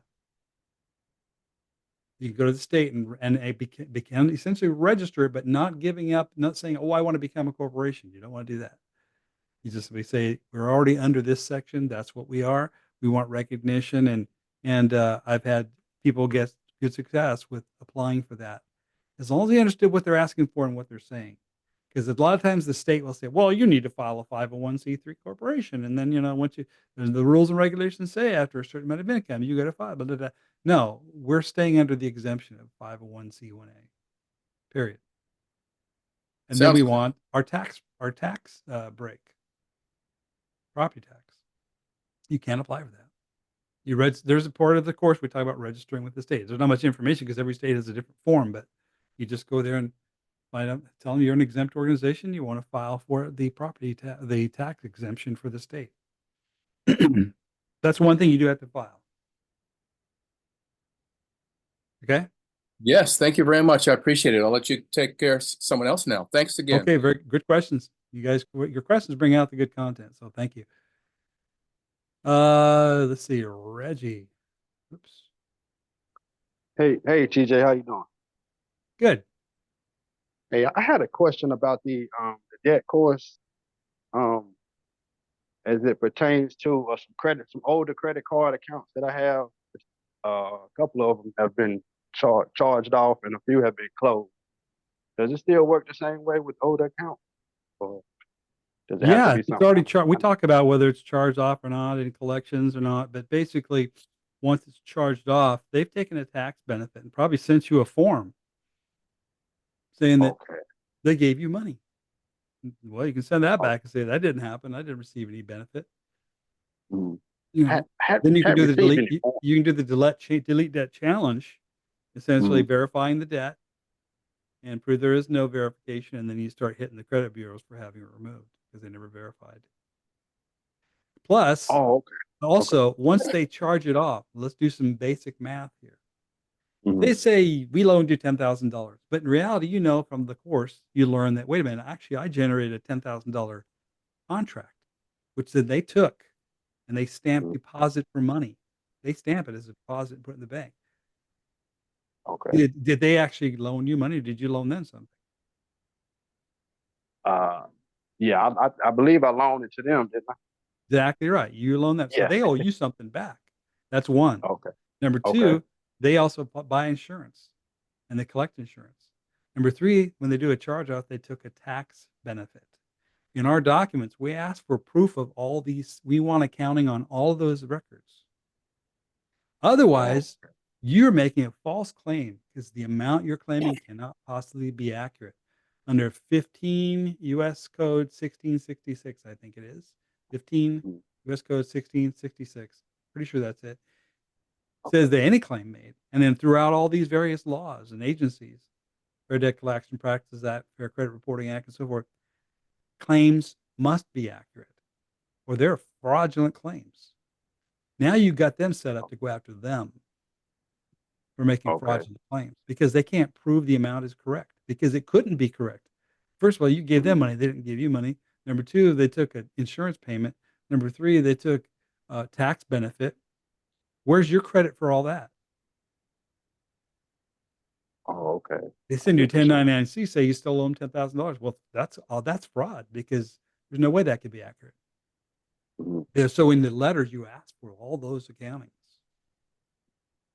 Oh, okay. So I just go at them as if it was like just a fresh start process for me. Kind of, yeah. I mean, you kind of start saying the letters. It's Okay. better if it's during collections because you can stop them from going to court and get a judgment.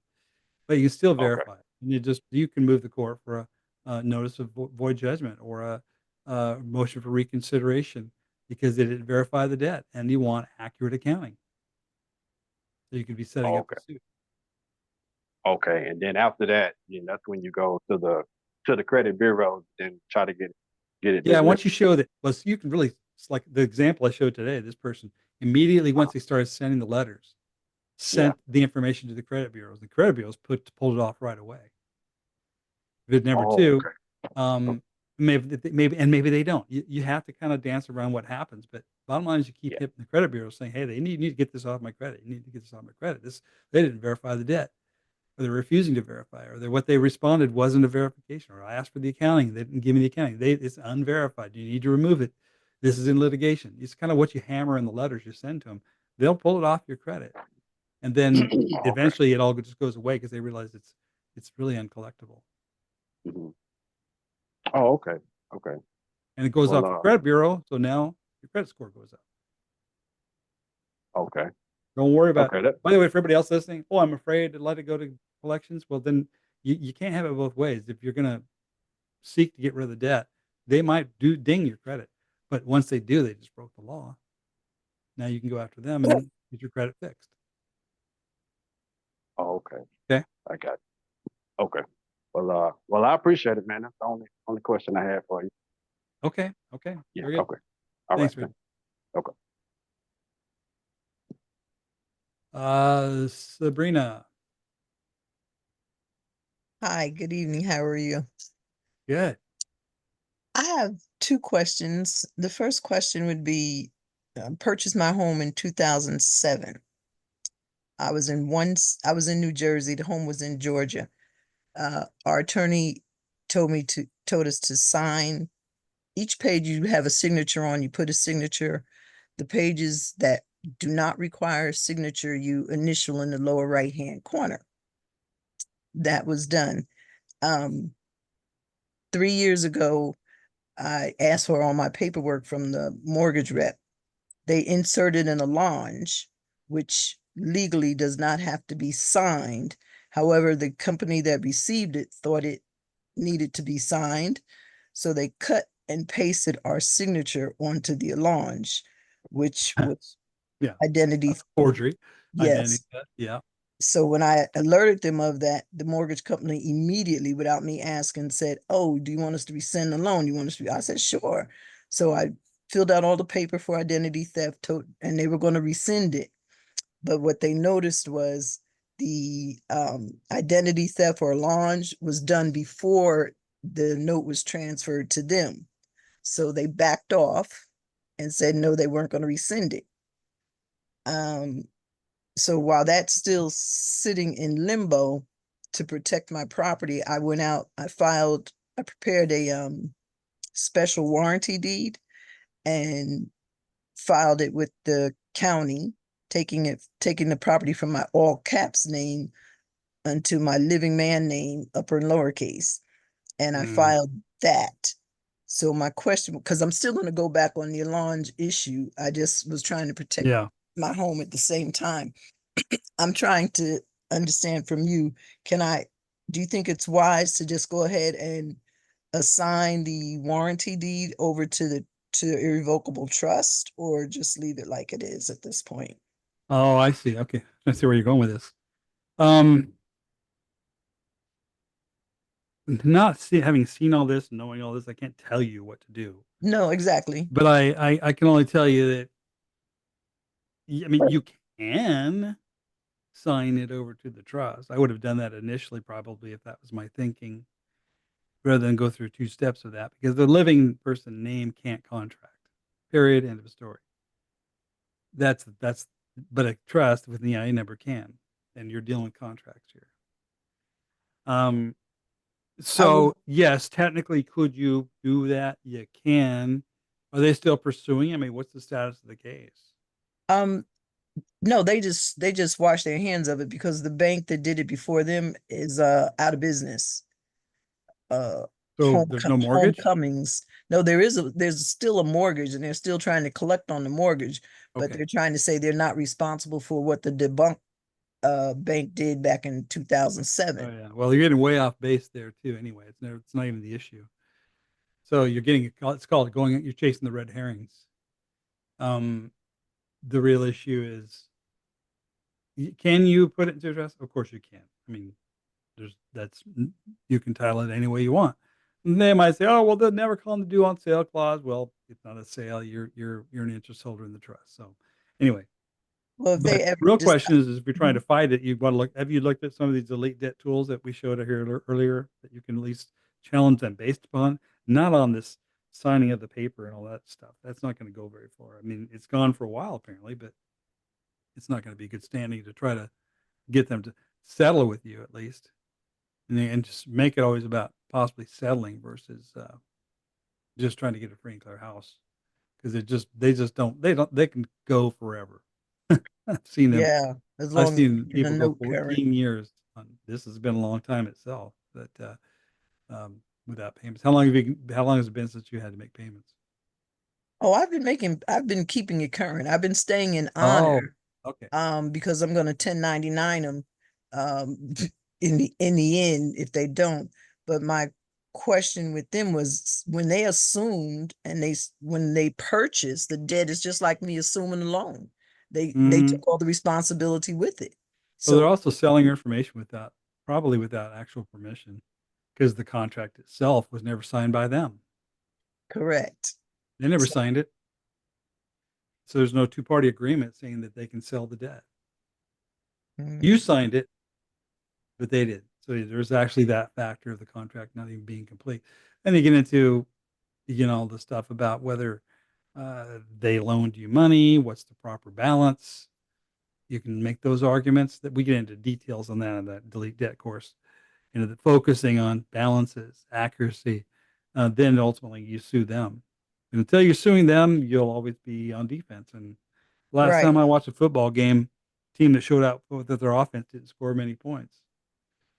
So right. I was trying to stay uh on the defense. That's why I had did. no, you want to get out of the defense. That's my point. I mean, I'm sorry. That's what I meant. I want them on the defense, defending it. But it So took them, I would look in those as other which potential one, number actions. two? Huh? Delete the debt system? Delete the debt course, and if you want to get into the trust and start eliminating all your other assets from potential liability, then the combo. Okay, Okay, you want to use trust as part of your strategy. okay. One last question. Does the special warranty deed, as long as it's in my upper and lowercase name, they can't really bring any legal action against me because it's not listed as a corporation, correct? I don't know about that. I mean, they can, but again, it's not a very solid basis. The whole uppercase, lowercase thing is just not going to go very far. They're talking to you, and you're speaking on their behalf, and you're speaking as a corporation. They can't speak to a living being. Correct. So, but they can speak to a trustee that owns the title, or it's that sort of thing. I mean, Right. everything's corporate, no matter what, and So it'll be more solid not in going to stop corporate. them by putting the title in your name. If it was that easy, then nobody would have a mortgage anymore. Everybody would just use the upper lowercase name, and they think that would mean something. It really doesn't. Sometimes you see the upper lowercase name used on certain documents that are still referring to the straw man. Okay. Doesn't really make it a strong Mm, case. Okay, so I'll just protect it with the trust. Irrevocable, correct?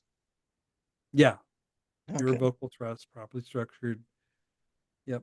And then, then you have to decide at what point you want to start verifying the debt.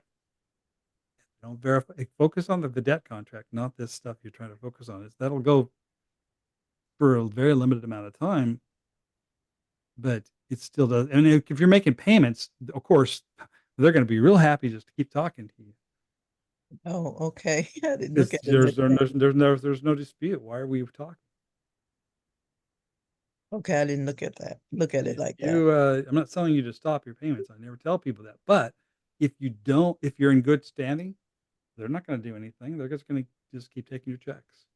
There's no dispute. The Mhm. lowercase name isn't going to do anything. They're just going to keep taking your money. Why wouldn't they?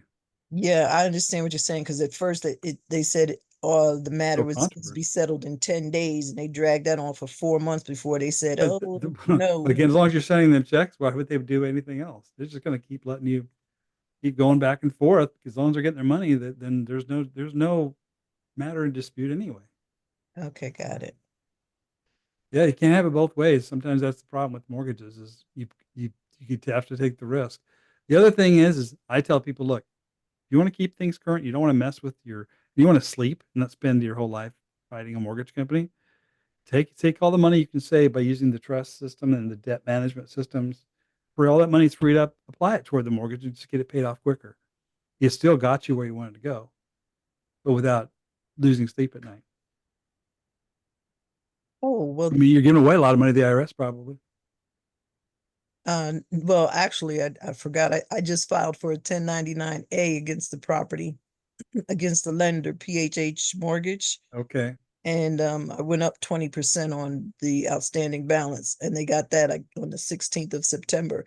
But they claim they don't know how to file it, the B section in the 1040, in order to get the funds. Yeah. That's yeah. They're either playing dumb or they don't know or you didn't do it right. And that's not something we do. Okay. Well, it was approved by the IRS. I'm gonna attack them for the money after Okay. the note is cleared. Yeah. Okay. So, all right, thank you. All right. Good luck. Very interesting stuff. Mhm. Put my hand down. Jeff. Hey TJ, how you doing? Good. How you doing? Good. Hey, real quick. The way I've understood this, and I haven't read through the upgrade page yet completely as far as the trust programs go, but we will have two irrevocable trusts. One was a named trust, one I think you called an anonymous trust. Will we need to make arrangements for any trustee duties? Are we going to be a trustee of the first? The second would be the beneficiary? No. Beneficiary. Okay. Generally speaking, the way we structure is you can be the original grantor and trustee. But if you Okay. do that, you can't be a beneficiary. Exactly. So just as long as you maintain that rule, don't try to fudge and cheat. You don't need to, because and the way trust we write them are is that the beneficiaries aren't even on any public ledger that anybody's ever going to see. But if they probably your kids or something like that, you know. But the point is, you don't have to pay them anything. You just simply pay yourself out as a trustee for everything. Or you do business with other entities that suck up some of the money that you control. But you so you can be this is why it's the easiest path is to just be the grantor or trustee. The other second option is have a friend grant you a silver coin. You know, Right. here's a silver coin. Start me a trust. Grant you the trust. Now they're the grantor and you're the trustee, and now you could also be a beneficiary. Right. Right. If you want to do it that way. The simplest way is just to be both. Get them set up, get them running. If you don't like the way you set it up, you want to change it, go start another one. It takes 5 minutes. Right. Start a new bank account. You know, structured a little differently, and then exchange assets. You hear me use the word exchange a lot. You don't Mhm. give the money. Initially you give something to the trust. That's the grantor, but after that, it acquires assets through exchanges. So it might exchange the title for 100 units of the trust, whatever Mhm. the number is you use. It's not even that important, but it's an exchange. Okay. Gotcha. Yeah. Now it acquires it through an exchange. Then it's not a grant. It's a exchange of units. And now that exchanger becomes a secondary beneficiary. They're like trust, they're like shareholders. Okay. So Yeah. you use your units like money. Yeah. Okay. I was just thinking ahead a little bit in case Yeah, depends on. you'll get creative as you go. I mean, I just try to show you the basics, tell you as long as you follow certain rules, you'll figure out how to do much Yeah. more of it. But the key, what I found is a lot of people, when initially were doing these, a lot of people were intimidated by like, well, there's all these different ways you can do it. Da, da, da, da. And of course, they never get started. So now Mhm. I'm teaching it totally differently. It's like just go to the irs.gov, fill out the form, just with the example we gave you, and get to EIN numbers. It takes you 2 days because you have to do one per day. Mhm. Then you get your number, you print it out, you fill out the trust form. It literally takes a few minutes. Print it out, get it notarized. You walk down to the bank and open a bank account. Very simple and easy. You don't have to incorporate a lot of other theories. You know, oh, I got to sign this way, blah, blah, blah. No, you're signing as trustee. Nothing complicated. And now you have created these two trusts. But what I found is once people have sort of jumped in the pool, they start figuring out how to swim. So I try to get you to jump in and get wet first, and then sort of you'll keep reading. We show you some of the more advanced techniques, things like that. But those things will make sense to you once you actually are in the pool. And you'll start going, oh, this isn't that complicated. If I want to acquire assets, I exchange. I don't necessarily give the car to the trust. I exchange the owner, who is me, units for the trust. Now neither party has a gain. Therefore that's not taxable. Do all kinds of things that avoid tax events, such as how we deposit money. That avoids a tax event. Such as the entity itself is already exempt. That's a tax event. So we're using the rules of exemption to the maximum we can. And we don't have to go run around saying, oh, I'm not a taxpayer because I don't live in the District of Columbia. It may be true, and it may be fine if you want to do it that way, and I'm fine with that. You could choose not to file anything if you want to. That's not for me to tell you. I'm not telling you to do that. I'm just simply saying you'll know what your options are depending on your circumstances. Let's say, for example, you get really good at managing everything through the trusts, but you still receive a little income, maybe some Social Security, a couple $1,000s a month, and yada yada yada. Well, your person fills out a 1040 form because of that, but you only made $24,000 that year. Well, based upon the minimum the deductions and exemptions that the tax form gives you, you end up at zero anyway. You literally fill it out online in one of these tax-free USA things. Takes you 5 minutes. Once you fill everything in, you file your taxes, and you still owe nothing. But the benefit you just gained is a tax return that says, "Gosh, I don't make any money, but now my kid wants to go to college. Oh, I can get him a Pell Grant. I can get them food stamps. I mean, literally free health care. There's all kinds of things you get when you properly manage your affairs so you have very little. That's how you get the HJR 192 benefit out of the government is they have all these programs that are there. They're going to just print the money anyway. And then you actually get a gain from that. But over here, you've minimized your tax liabilities, your liability for being sued. Because see, they want you using the person for everything. Why? Because they can come after the person for everything.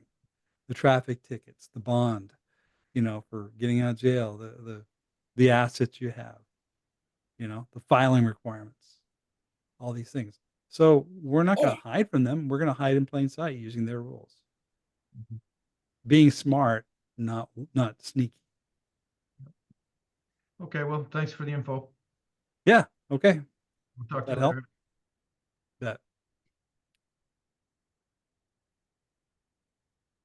That. Sabrina, right? So I got you in here.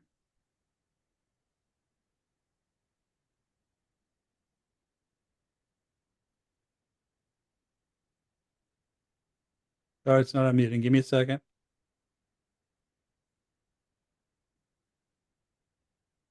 Being a little stubborn, unmuting. Hang on a second. All right, let's try this.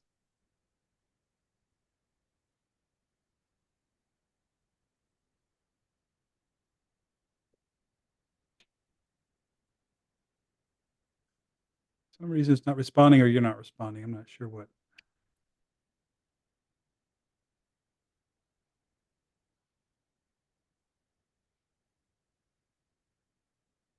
Telling me to ask you to unmute, but it's not doing it. So I'm gonna grab this next one. Give me a second. I'll get back to you. Armin. Hi, TJ. I got a question about the remittance coupons. So my question is, I'm not sure, I check almost all of the programs. Do you have anything about remittance coupon, the way how to enforce them? Long story short, I sent a remittance coupon. I received obviously a remittance coupon, accepted, and said we're not covering much with remittance coupons. I mean, I can give you some basics on it, but we're not doing a full teaching on that process because there's a lot of ways to do them wrong and cause problems. But until we have exercised and used a little bit more of it and kind of have some more proof that that's going to actually resolve the issue. The closest we've ever gotten to that is our equity course. we use, but it's much more detailed training on that, and it's not the way you see it taught out there on YouTube land. Mhm. So if that's what you're asking about, I Yeah. don't have a lot to tell you about that. Is the equity course still active? Can I participate? Because I wasn't able to. I mean, I checked. I Yeah. was. Yeah. How can I do it? We aren't currently offering a class. We're talking about the possibility of doing it if we get enough people to sign up for it. It's kind of limited. If we get a minimum number, then we'll hold it. We haven't even started that process yet, because I've been so busy with the changes to the website and all the other stuff. And again, the equity process is, it takes you a good 12 weeks of very intensive exercises and things to go through before you get to try it and use it, because that's what it takes to get it down. Right. And then it's still, depending on what kind of entity you're dealing with, it's going to take a lot of work in going to court and hearings and things like that. So as long as you understand that, it can be very useful. It's probably the most useful thing is for IRS bills, but there's other ways to address that too that are actually quicker, that we're now using. But so it depends also what you're using it for. Yeah, my intention was to close them privately without going public. So by sending complaints to FINRA, all other agencies, and force them to accept Yeah. it. But Well, we was do that in our gold process. There's a lot of reporting and things you can do that. It's all about trying to do it in the private. We don't want to go to court, but we want them to know we'll take them to court, but not as a plaintiff, not as a defendant. My only point was like I know it really useful to send those letters from the gold course, but in most of the cases, from my understanding, they will close the account completely. And I have Well, already yeah, you can't tell them what to do as far as their accounts. Yeah, but if it's just hypothetically, if it's a remittance coupon and equity and everything like that relates to that, from your experience, like are they going to keep open the account, or they also? I can't tell you from my experience because I don't do a lot of it. But number one, number two, I can say that most times when you're not current on a payment, the way it's normally operated, they're going to close the account. Mm-hmm. Okay, Whatever method you use. So it makes sense to stay in honor and keep up with the payments until It's on your goal. Okay. And if you're trying to get rid of the debt, then I'd say run it up and let it go, and then do the challenge processes, which work. Gotcha. Then it comes off your credit later. You don't worry. Don't make your credit. If your credit scores the goal, don't do anything. Not the credit score, but I have I spent a lot of time to establish these bank accounts, and I have significant amount of money on the accounts. Yeah, well, once my bank accounts are in my trust, it doesn't matter what my credit score is. I can let my credit score go to 0, and it doesn't matter if my primary account is a trust account. Gotcha. Not me. Yeah. You can that's the other part of using the trust, but everybody else listening, further using the trusts as well as all that, you can go out there and apply for all the credit you want, buy the things you need to do, maybe get enough insecure credit to pay off your mortgage, then just let it kind of go and go through the challenge process, which isn't that hard, because even if you lose, they can't get anything because you don't have a personal bank account. You see, that's another way to discharge it. That actually logically is right there in the law. Because they never loan me money in the first place, and they'll never be able to prove it. So I don't take the burden of proof. See, a lot of people want to fight everything, try to prove, well, I'm doing this. I know this really cool process. I know this thing. I know that thing. No, why are you trying to prove anything? Make them prove everything. And then if they don't, you tell them what you're going to do, and you do it. It's about burden of proof. That's everything. And it's pretty simple. Yeah, I'm sorry, just a quick clarification. I didn't catch the point. You said the first logical step is to open a trust, by taking your program, open the trust and apply from the trust. Is it what you were saying? No, I'm saying if you have your assets and your money inside the trusts, okay. Whatever they do to your credit doesn't matter, because eventually you might not even be using that credit. So you can just let it go if you want to. I'm not telling you should. I don't tell people that, but I'm saying think about what you're really trying to do there. If you just want to get rid of the debt because it's too much, then reorganize your affairs so that everything gets paid off that's secured and in danger, like your house, and the rest of it, you can kind of let it go and then make them prove the debt, which they can never do because they never loaned you any money. And how can they prove something that never happened? They can't. Understood. Okay. If you know the right question. Yeah. And the equity course, do you have approximate start date? It doesn't. The equity course doesn't cover anything I just talked to you about. But there's no start date because we haven't decided whether we're going to have one yet or not. Okay. Okay. Okay. Well, Thank that's you. all taught in the current courses. Okay. Okay. Yeah, no questions. The combination of the delete debt course and the trust package covers that spectrum of things when you put it together. Okay. Good, thanks. All right.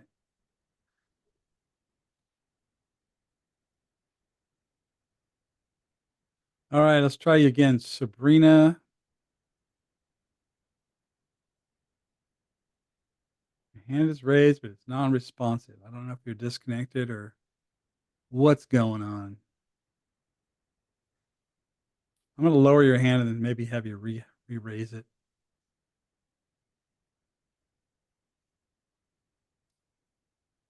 It's just not responsive. I don't know what's going on your end. If it's waiting for you to respond to something, Sabrina. You can re-raise your hand if you want. Maybe that'll reactivate it. Oh, she's gone. Okay. Well, I don't have any other hands raised. We covered a lot. I mean, the questions you can see sometimes really raise a lot of issues. This is why I wanted to make sure we had a good comprehensive. I'm going to explain how to do these things, but also show you where the resources are. That's kind of what we do here. And of course, if you have individual questions, please use the comments section of the given page that you're on. If you're a premium member, go to the bottom of the premium member page. Gold member, bottom of that page. Or if you're trust and tax, of course, go to the bottom of that page and ask your questions there. And we get to those comments every day. Okay. Again, no hands raised at the moment. So I'll do a countdown. See if anybody last minute wants to raise a hand. Okay, there's another iPhone. Let's see that.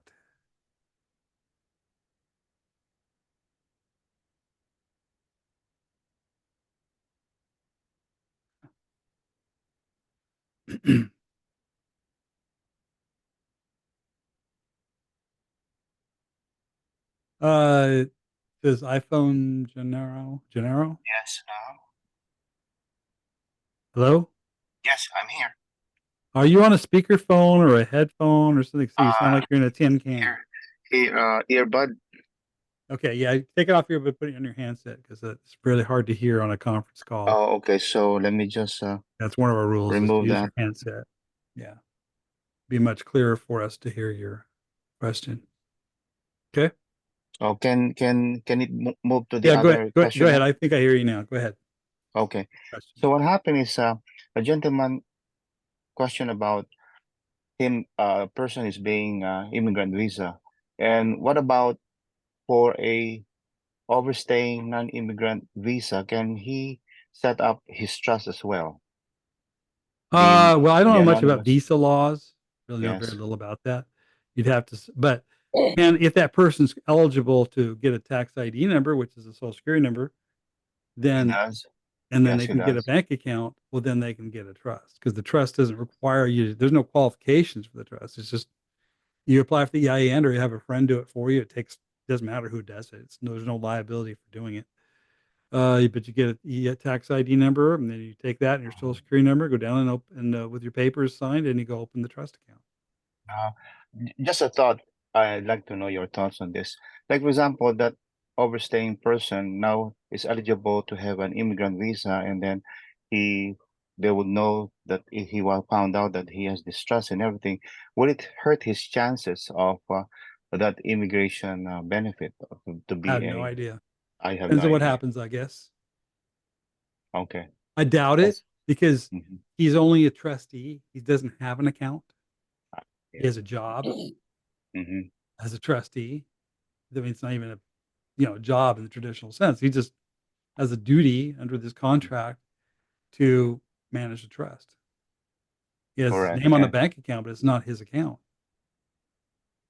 he's a trustee of the Yeah, of the trust. That's Yeah, he's correct. only the trustee signatory. He's not the account owner. Now, how any of that affects immigration laws, I doubt it has any effect, but I can't be sure. I haven't done the research. He would certainly have to do it, but I Mhm. doubt it's a big problem. Um, his bigger issue is, can he stay? You know, and that sort of thing. But that's a whole nother. Okay. Another story. Yeah. Okay. So thank you very much Okay, for your thoughts. Yeah. you bet. Mhm. Sounds like it's doable. Okay. Thank you. uh, Nathan. Hey, TJ. Yeah. Hey, I'm hearing all this stuff you're saying about trusts and EIN numbers and setting up two trusts, one kind of in your name and one that's more private. Um, I've been around a little bit and done some other things with your website, but um, are you saying all of this stuff is available if you just sign up for the trust course?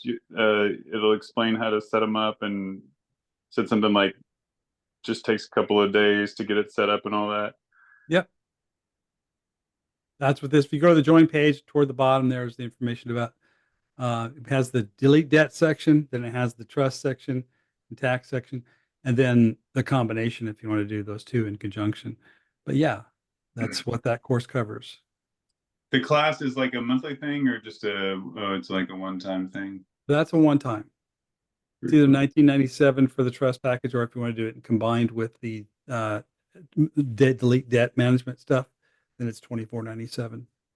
Gotcha. That's the sale price, discounted price for both. Hey, while I got you, I've been doing equity on a few things, and I got my first summons on a RV loan.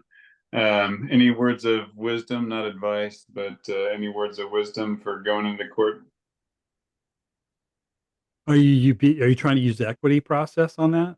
I am using equity, yeah. Well, it's what's taught in the class. I mean, it's how to handle a summons, how to respond, and then go to court under the position that in this matter already resolved.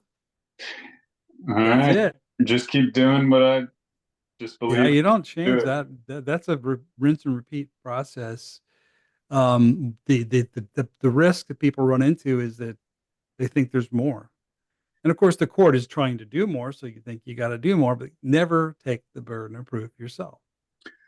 So yeah, I accepted the summons and all the things and they included a copy of the contract, which I rescissioned and did a notice of All rescission. the acceptance notices, yep. Rescission of the contract. Of course, obviously they're after secure. See, anytime that something's a secured interest versus an unsecured interest, such as an RV or a car, it's secured by the car, or the real estate secured by the mortgage is secured by the real estate. They like to call those are going to be far more aggressive to deal with. Mm-hmm. See, Yeah. the late debt course approach to everything is we don't even go there. We just simply make them prove they loaned us anything. Burden of proof, burden of proof, burden of proof, burden of proof. And they can have no burden of proof. You go to court and say, hey, there's no burden of proof. They can say they're the lender. They can say you're the borrower, but that's not the question. The question is, did they loan you money in the first place? And is the claim accurate? So it's an argument. Yes, we're arguing. It's not like equity where we make no argument because it's straight to the point. I mean, sometimes on our first, depending on if it's a type of loan or matter it is, sometimes the first letters get the cases shut down here. And I like the equity process, but you got to be very patient. It can take a long time. They're going to keep pulling you back into court. Yeah, I've been listening to everything you've been saying the last, whatever few months about the delete debt court and talking to some of the alumni and just kind of thinking about it. But I'm already on this equity path, but I'm having a bit of delete debt course envy. I'm not. You make that sound easier, more straight. Well, it's for many situations. The equity has a great place for a lot of things. It does help with I think it helps mostly with the IRS. That's the bottom line thing that you stick it out and you can go head to head with those guys for a long time. You probably get rid of your IRS debt, but there's even other ways to do it. You know, I mean, we do it. We actually use the CDP process form. And well, I've that already stops. gone down the equity path, and that's what I'm right in the middle of. And what I'm hearing, Yeah. is So if you're sticking with it, you want to stick with it, you can keep stick with doing it. You know, that's just because you haven't established any challenge to the contract that there was any debt money loaned. So you're just doing the acceptance process, which is fine. But it's just another way to do it. You know.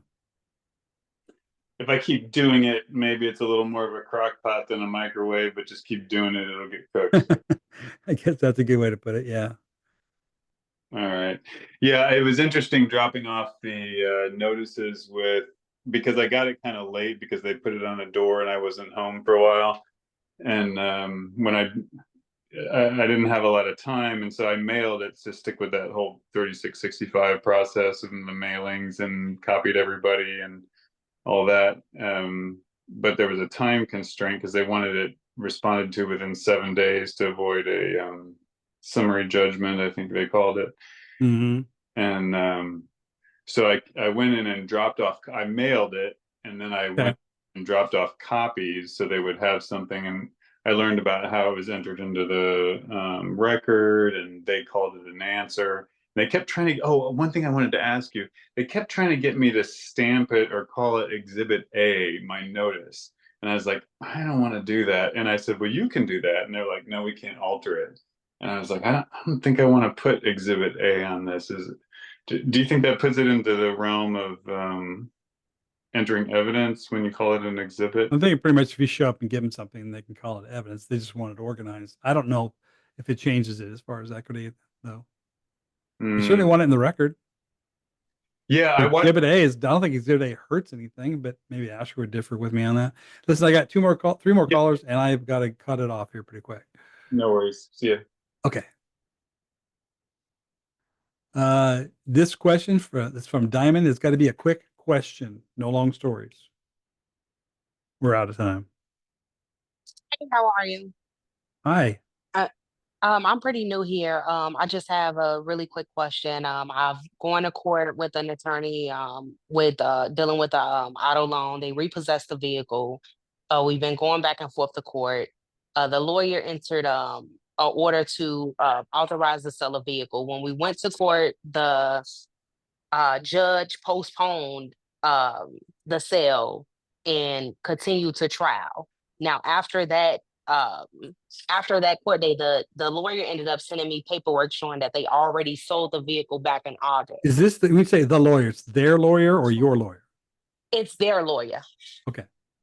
Yeah. So the lawyers ended up sending me paperwork showing that they sold the vehicle back in August. Now, my question is that like a contempt of court type of situation since the judge has not? It could be. You could look Okay. at it and see if that's a motion you could file. If you're doing motions and standard procedures, you could do a motion to, a motion for, I don't know. I have to figure out research what the motion might be, but it simply sounds like contempt of court or whatever, and make sure it's the right motion for the procedures involved. But yeah, if they defied the court order by selling, start there. I don't know what your other argument is as far as why you should keep the vehicle or what you've done up to that point, but we can't get into that now. But yeah, you probably have to file some motion for them for acting against the court's order. Okay. Okay. Okay. Thank you. Okay. Thanks you. Little Wing, last. I got two here. I'll take both. That's it though. Okay. I just have two quick questions. So I currently have a revocable trust with an EIN, and I've been in and out of the call because I was running around outside, and you were discussing the two different trusts. So my question is, would I basically on these two trusts that you're referring to, the one trust would become irrevocable, or both trusts are irrevocable, Yeah, and these one new trusts becomes would be irrevocable. Okay, so both are irrevocable. So I would not be able to use the current state EIN, and then No, I would you definitely don't want to do that because EIN identifies what kind of trust it is, so you don't want that. Okay. Okay, There's no perfect. protection in All a right, revocable trust. Okay, perfect. So both irrevocable trusts. Then I put the new trust with my name, right? The all caps name. And I put that into the 501c, whatever you said, the If you 50108. apply for it correctly, it automatically is exempt under section 508C1A. It's So already both, an oh, so one trust is that, and the other is just a private irrevocable trust. no, they're both going to be the same status. I just want Okay, one to I sort got of be your defense weapon to go around using your name. But so you're saying Got it. I'm so and so trustee. I'm so and so trustee. I'm so and so So trustee. Everywhere you go, and that like they can't glue stuff to you that way. got it, And got it. it gives you So like an alter ego. currently my paycheck comes into this EIN number, meaning it That's comes fine. That in. can be changed. Right. Well, it comes, I mean, I'm using my social, of course, and then it comes into that money. But I did, when I created the documentation on the checking and on the submission from the employer, I gave them the lawful money thing, Okay, good. And when you're demand making for lawful deposits, you're money. documenting that. Well, everything is electronic. So when I gave Right. them the electronic order, I wrote Okay, that good. down, basically. But So I everything is like that.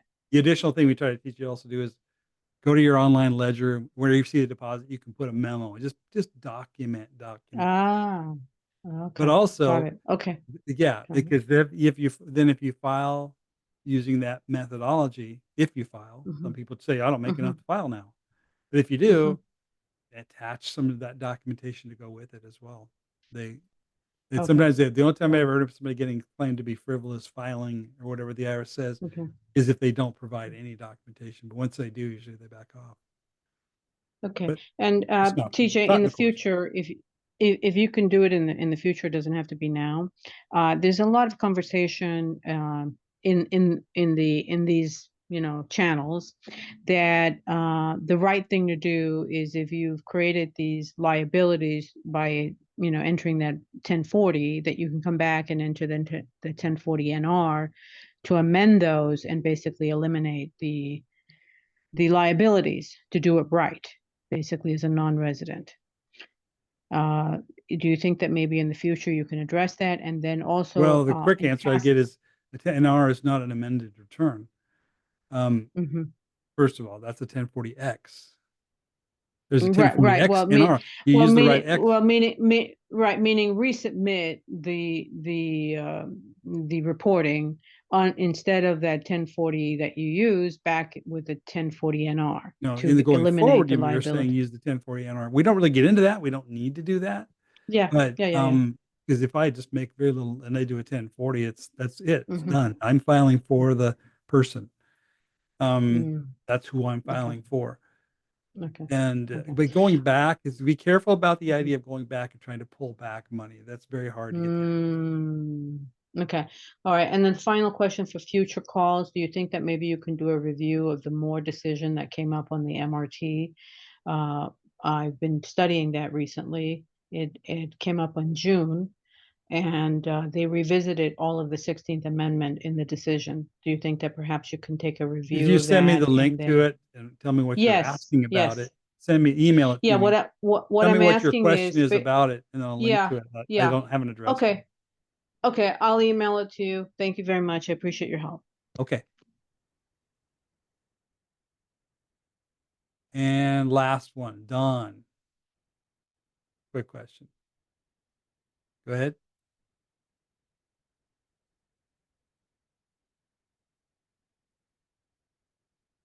Trying to unmute.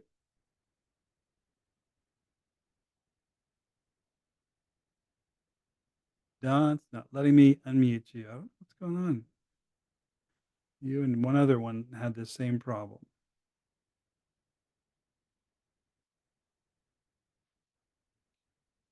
Unfortunately, some reason it's not responding, or you're not responding on your end to also unmute yourself.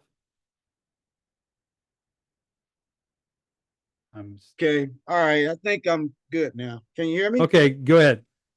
Yeah, this is in regards to I guess charge-offs for secured creditors, auto loans that's reflecting there, and utilizing How does Oh, that? your audio is really hazy. Are you on a speakerphone or on a anything other than a handset? Is that better? Yeah. Is that better? Yes, go ahead. Okay. Yeah. In How regards about a to charge off? yeah, in regards to secured charge offs, how does the course, go by handling situations where, it's been charged off, which the debt is dead, apparently, and it's been charged off, which they never lent the money What anyway, was it but secured by? vehicle. Did they take the vehicle already? No, they didn't take the vehicles, and that's what's But kind of there's a judgment though. no judgment. No It's just judgment, just a reflecting charge as off. a charge off. Okay. Well, I'd do the verification of debt process and tell them to you go right through it, build a record, and are they trying to collect? What are they doing? Nothing. Was my son, but they're not doing anything. He's still driving around the Oh, car, okay. registered Well, the car. that's It's been a tricky couple because of years. okay, well, if it's charged off, you want to just you could I mean, this could be tricky. I'd have to think this through, but you could do a release of lien um filing with the DMV if it's charged off and they failed to make a claim. Is that it? Is That's that I simple? couldn't well, it's not that simple, but I have to think through. I've never heard that scenario before. That the charge off that and they haven't came and gotten the vehicle Because or they're not trying to collect. They're not trying to get no, the vehicle. no, they're not. No Was the call, fact, no right? call. They're not. No They've calling. charged it off. Well, I do a verification of debt just to get that off your credit at least. Oh wow, is that it? But then what about going after the title? I guess if it's charged off, then they still haven't sent title. I don't know. What does the DMV record say? Well, it's still under the lien holder. Well, the Okay. title. Well, then, tell them that the management charged off and after you do your verification, you see you're establishing a record that they aren't making a claim. So you want the lien removed. You just So the file a lien verification of release. that goes back to Satisfaction that of debt, say creditor they charged it off. to the They- creditor. Yeah, something like that. Wow. Yeah.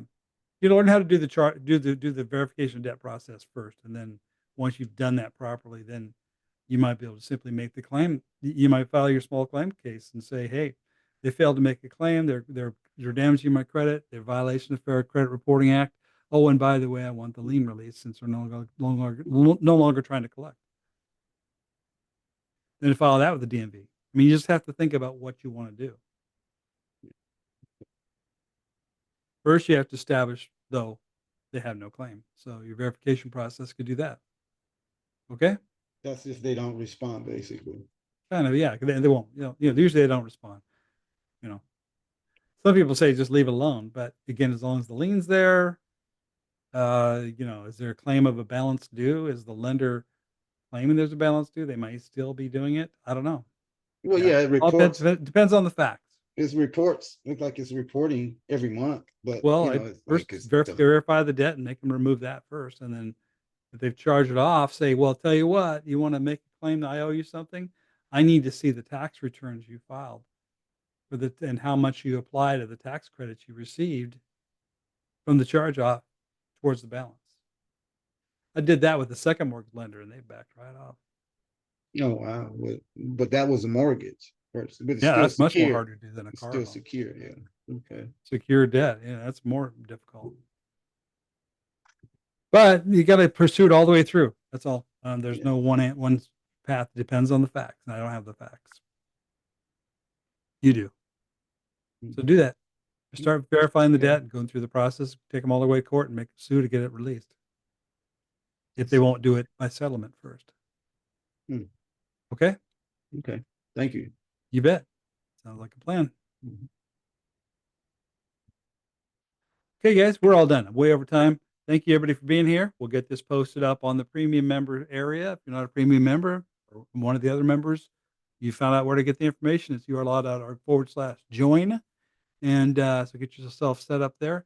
Otherwise, we'll see you all next time.